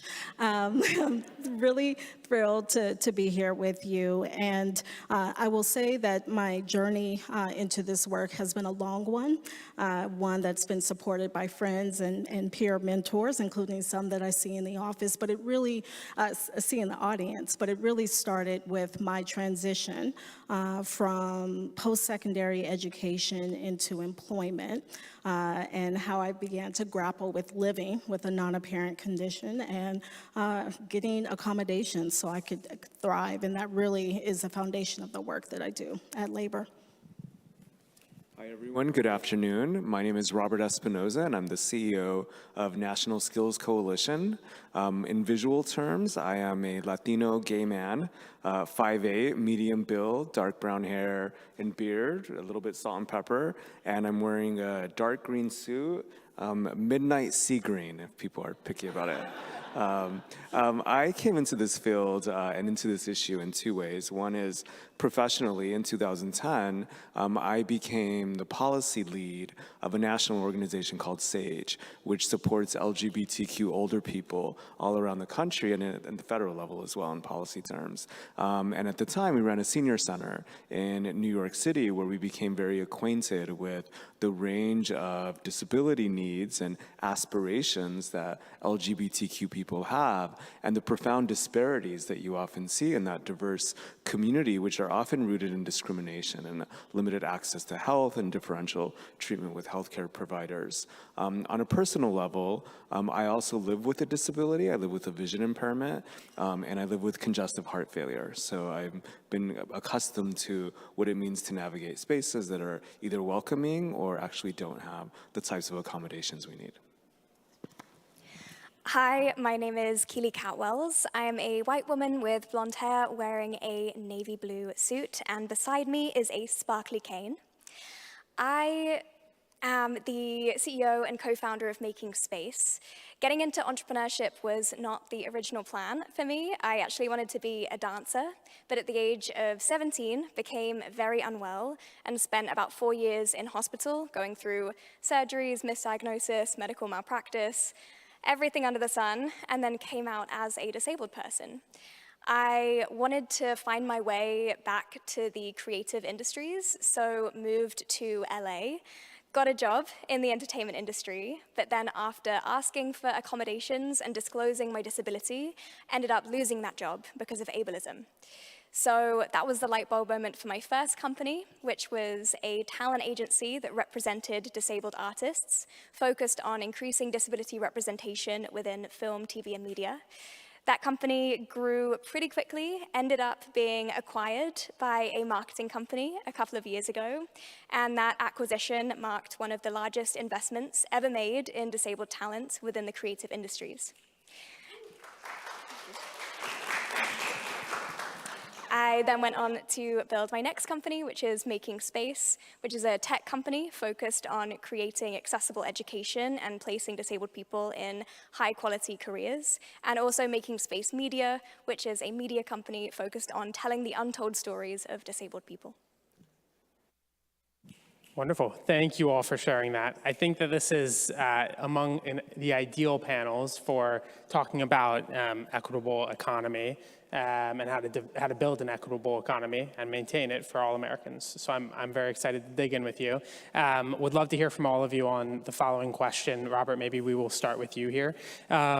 Would love to hear in your experience and your own words some examples of policies or programs that can be implemented on the local or grassroots level that might help address unemployment and income inequalities that people with disabilities are facing. Absolutely. Let me answer that in a few ways. I mean, I will say that the coalition that I work with, that I lead, really focuses on jobs that do not require a bachelor's degree, but usually require at least a high school education. And they are the majority of jobs. They span industries from manufacturing to clean energy to healthcare and so many more. They are often the gateway into a career that can allow people to live financially free. And they are often major opportunities for some of our most marginalized communities in our country, right?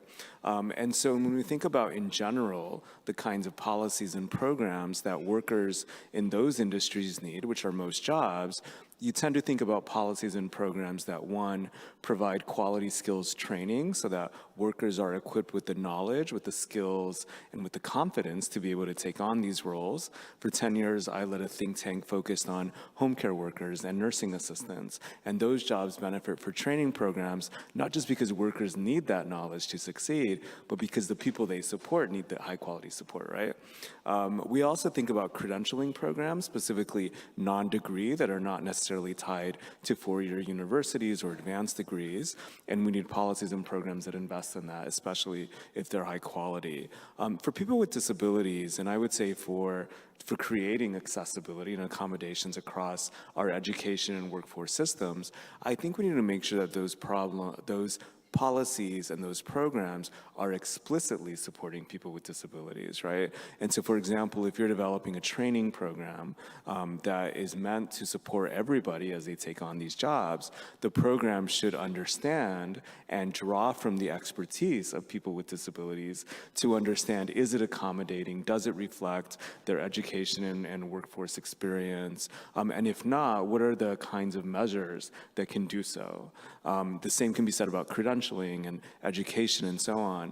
I mentioned the workforce because that is so critical. Direct care workers provide daily support to millions of older adults and people with disabilities. They are larger than any other occupation in this country, and yet they are mostly low-wage jobs, and turnover rates are super high.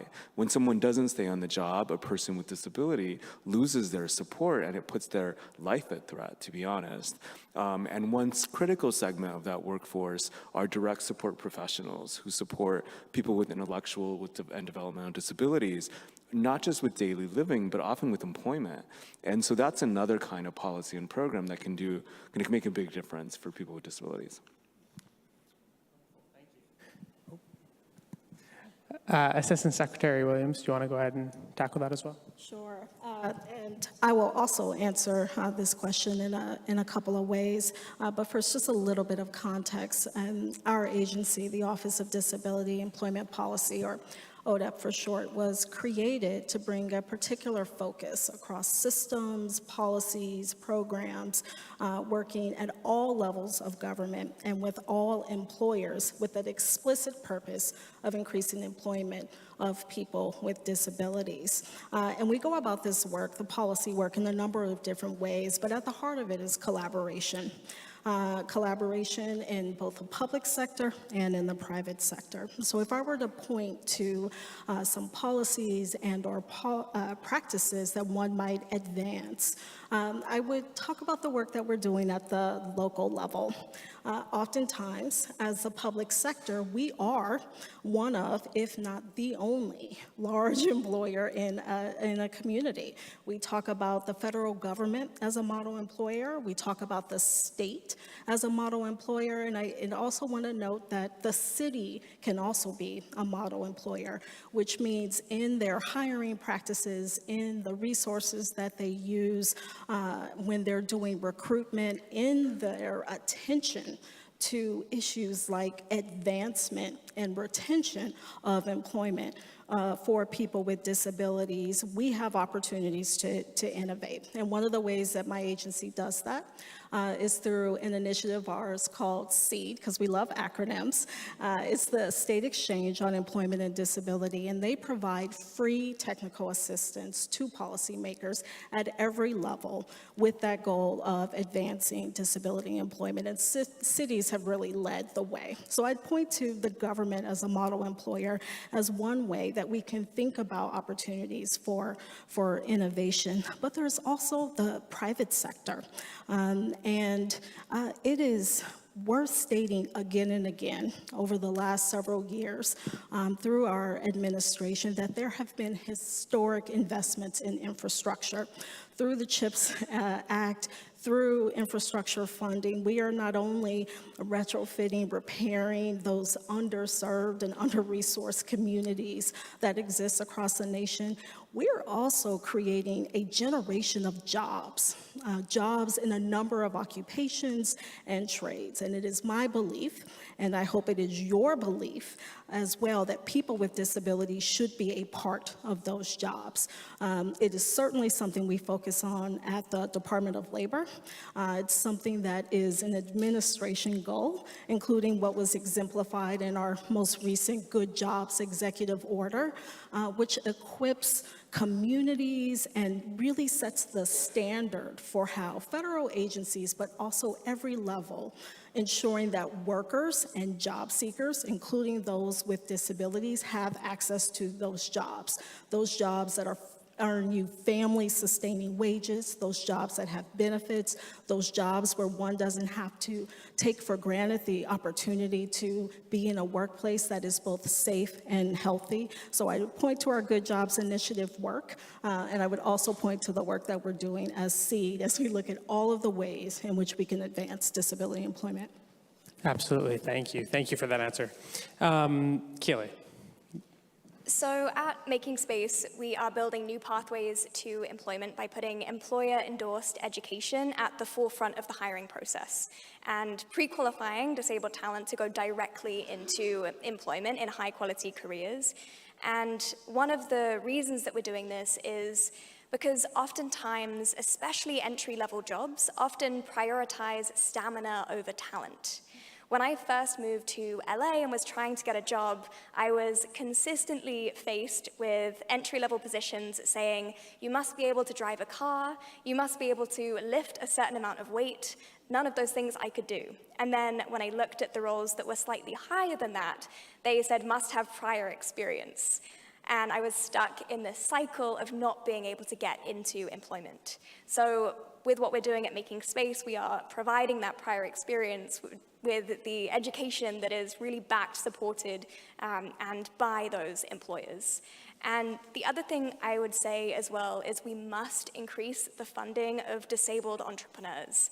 we are more likely to employ other disabled people, and we are statistically much more likely to be self-employed, because my story is not just mine, it is shared with so many other people. Because we can't get into employment, we create our own opportunities. But disabled people are 400 times less likely to be funded than non-disabled entrepreneurs. And I can't tell you the amount of rooms I've been in with venture capitalists who have told me that I should turn my profitable for-profit business into a non-profit business because people prefer to donate to disability than they do invest in it. Thank you, Keely. Clearly a point that resonates with a lot of folks in the room, certainly resonates with me. I appreciate you sharing that. And I also appreciate the framing of your answer around a bit of a call to action to a specific group, in this case, investors. But I would love to turn the conversation to action here. Would love to hear from each of you on what actions we can take to ensure disabled people have access to good jobs and labor opportunities, and perhaps more specifically, what actions you and your organization are focused on to expand opportunity. Keely, can we start with you? Yeah, I would say first and foremost, we have to eliminate 14C. With this law still in place, disabled people will never be truly valued for our contributions to the workforce. And I believe that any job that is benefiting an employer is deserving of a fair wage. And I think we also need to dispel the myths that disabled people are lucky to get jobs, because it completely undermines our contributions, our skill, our hard work, and our right to fair employment. Thank you. Thank you.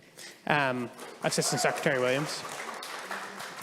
Yeah, there are so many ways to answer that question, and I just want to echo and amplify what Keely said. Just as an agency that is focused for so long on advancing competitive integrated employment, we believe in a world where people with disabilities are able to work alongside people without disabilities, earning a fair wage for the work that they're taking.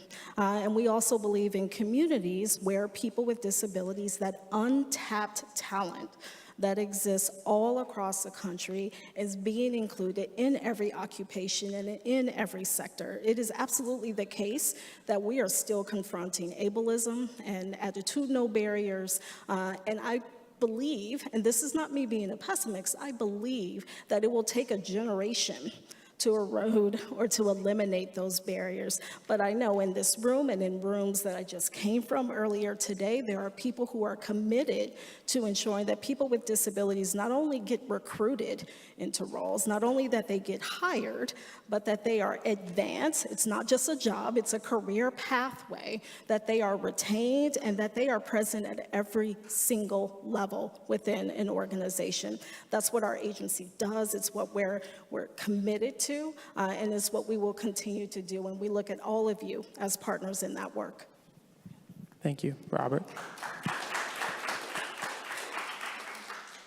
I would focus on a few things. I mean, one is several people earlier in the day mentioned the need for better data and data collection and reporting on disabled people across the spectrum and looking at differences within that community. I would take it a step further, and I would say that I think we need systematic research and analyses on a whole range of issues related to employment, right? From recruiting to hiring to retention, from training to apprenticeships to credentialing, and so much more.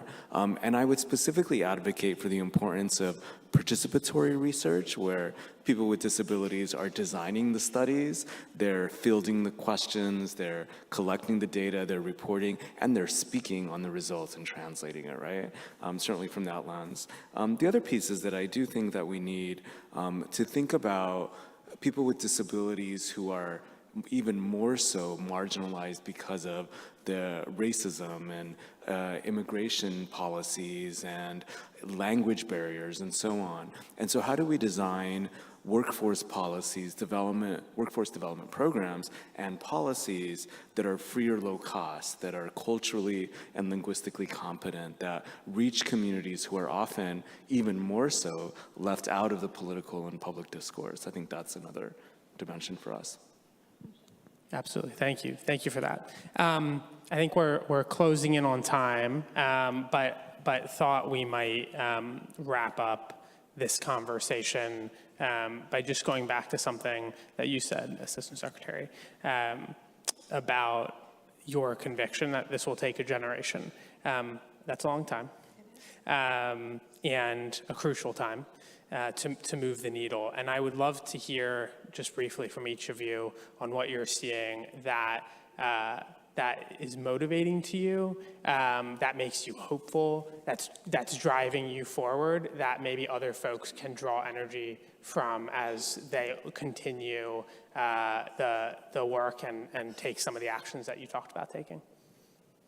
Yeah, I can say I'm energized to share space with all of you. I said that earlier, but I am going to say it again because it is absolutely the case. I said it's a generation because I believe, and this is not just an analogy, but we are in a marathon, and it is so hard to do this work day in and day out at times. When we're talking about disability policy, when we're talking about a community that is too often ignored, where we're having to create the demand for the policies and practices that we know will lead to our full inclusion. So I talk about it being a generation because I want us to pace ourselves as a community. I want everyone in this work to continue to do this work, to know that that is how we got the Rehab Act, that is how we got the ADA, that is how we got where we are in our work with CIE.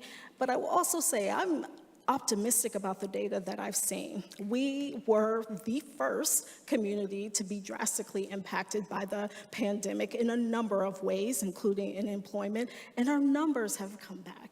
People with disabilities are employed at higher rates. That gap that for too long has persisted is starting to close. I won't be satisfied until the gap is closed, but that gives me optimism. And it's not just about the numbers, it is about the commitment and the generation of activists who really set the stage for all of us, and their belief that we will fight and continue to fight and continue to fight. Thank you. Robert? Yes. I'm so grateful for the decades and generations of disability advocates who paved the way for us and paved the way, frankly, for everyone and for other social change movements. I had a friend who would always say, if you listen quietly, you can hear your ancestors screaming from the walls, and I feel like I can hear them screaming from the walls as the Chamber of Commerce hosts this Disability Summit. And I think it's a major step of progress, so I want to say thank you on that front to everyone in that regard. I would say that what gave me hope early on in my career. I came out into the LGBTQ rights movement in the late 90s and in the 2000s, and at the time, the strategy was very much rooted in the personal is political, and the idea that as we came out as LGBTQ+, our families would deal with us, our communities would deal with us, and eventually our politicians would deal with us through our activism and through our stories, right? Coming out was a political act. It was personal first, but it was liberatory for everybody else. And I feel the same way about us as people with disabilities, in that there are so many pressures to not tell our story, and many of us, of course, have disabilities that are visible, many do not. But I think that even more so, the more that society realizes that ability and disability is a spectrum, it's ubiquitous. All of us, most of us, will have a disability at some point in our lives if we don't have them now. I think the sooner we'll get to that world that we envision, the world that is simple and joyful and accommodating. I would say something I'm very passionate about is normalizing disabled people being experts in subjects beyond disability. And I am so excited about this next generation of disabled entrepreneurs who are building businesses across sectors, across expertise, and I think that's amazing to see, and they must be funded.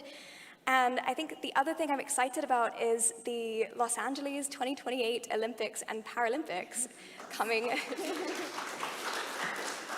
And I say that I am so excited about it, but I am also terrified. There needs to be work done, so much work done to ensure LA is accessible beyond basic compliance. And I think we have a huge opportunity with the hundreds of thousands of volunteers that will be working, the increase in employment, the increase in vendors. I think we can set some incredible metrics and opportunities for disabled business owners, for disabled people who want to work on these games, to really use that as a milestone. Thank you. Thank you for that. I think that is probably it, but, and Andres is going to come up here and kick us off, but I just want to say thank you all for joining, for sharing your stories today, and for giving us a vision and direction for creating an equitable economy. So thank you. Thank you all. Thank you. Big round of applause for our amazing panelists. Thank you, Rory. Thank you, Assistant Secretary Williams. Thank you, Robert. And thank you, Keely. Ladies and gentlemen, for closing remarks, if it's okay for me to one more time recognize my dear friend Maria Town from the American Association of People with Disabilities. And my dear friend Rebecca Cockley from the Ford Foundation. As well as our dear friends here internally at the Department of Commerce, whose expertise on reasonable accommodations and many other things made today possible. Our friends from the Office of Civil Rights, Jerry and Junish, thank you for your team, your leadership, and Monique as well, and Team Cisco. Last but not least, to all of our amazing bureau leaders at Commerce and in the interagency who came today with, their hearts ready to serve. We really appreciate you, and we're looking forward to meeting them at the mini-fair as well. So I just want to tell you, I am filled with emotion because these events are not easy to put together. And if not now, then when? And if not us, then who's going to do it? And it's important for us to be able to speak with passion, with knowledge, and with the ability to uplift those folks who never get to sit at the table, much less at the center of the table. So I thank you for your leadership, from the ASL interpreters all the way to our interns, all the way to every executive director, CEO, and community leader represented today from every corner of the United States. So a big round of applause to you.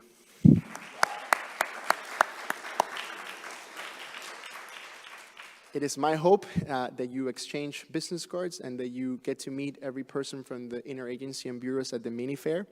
Thank you for being here today, for engaging, and for being the change that you want to see in the world. This is how we beat cynicism, with action. May God bless you, and may God bless the United States of America. Now we're going to make our way to the main lobby.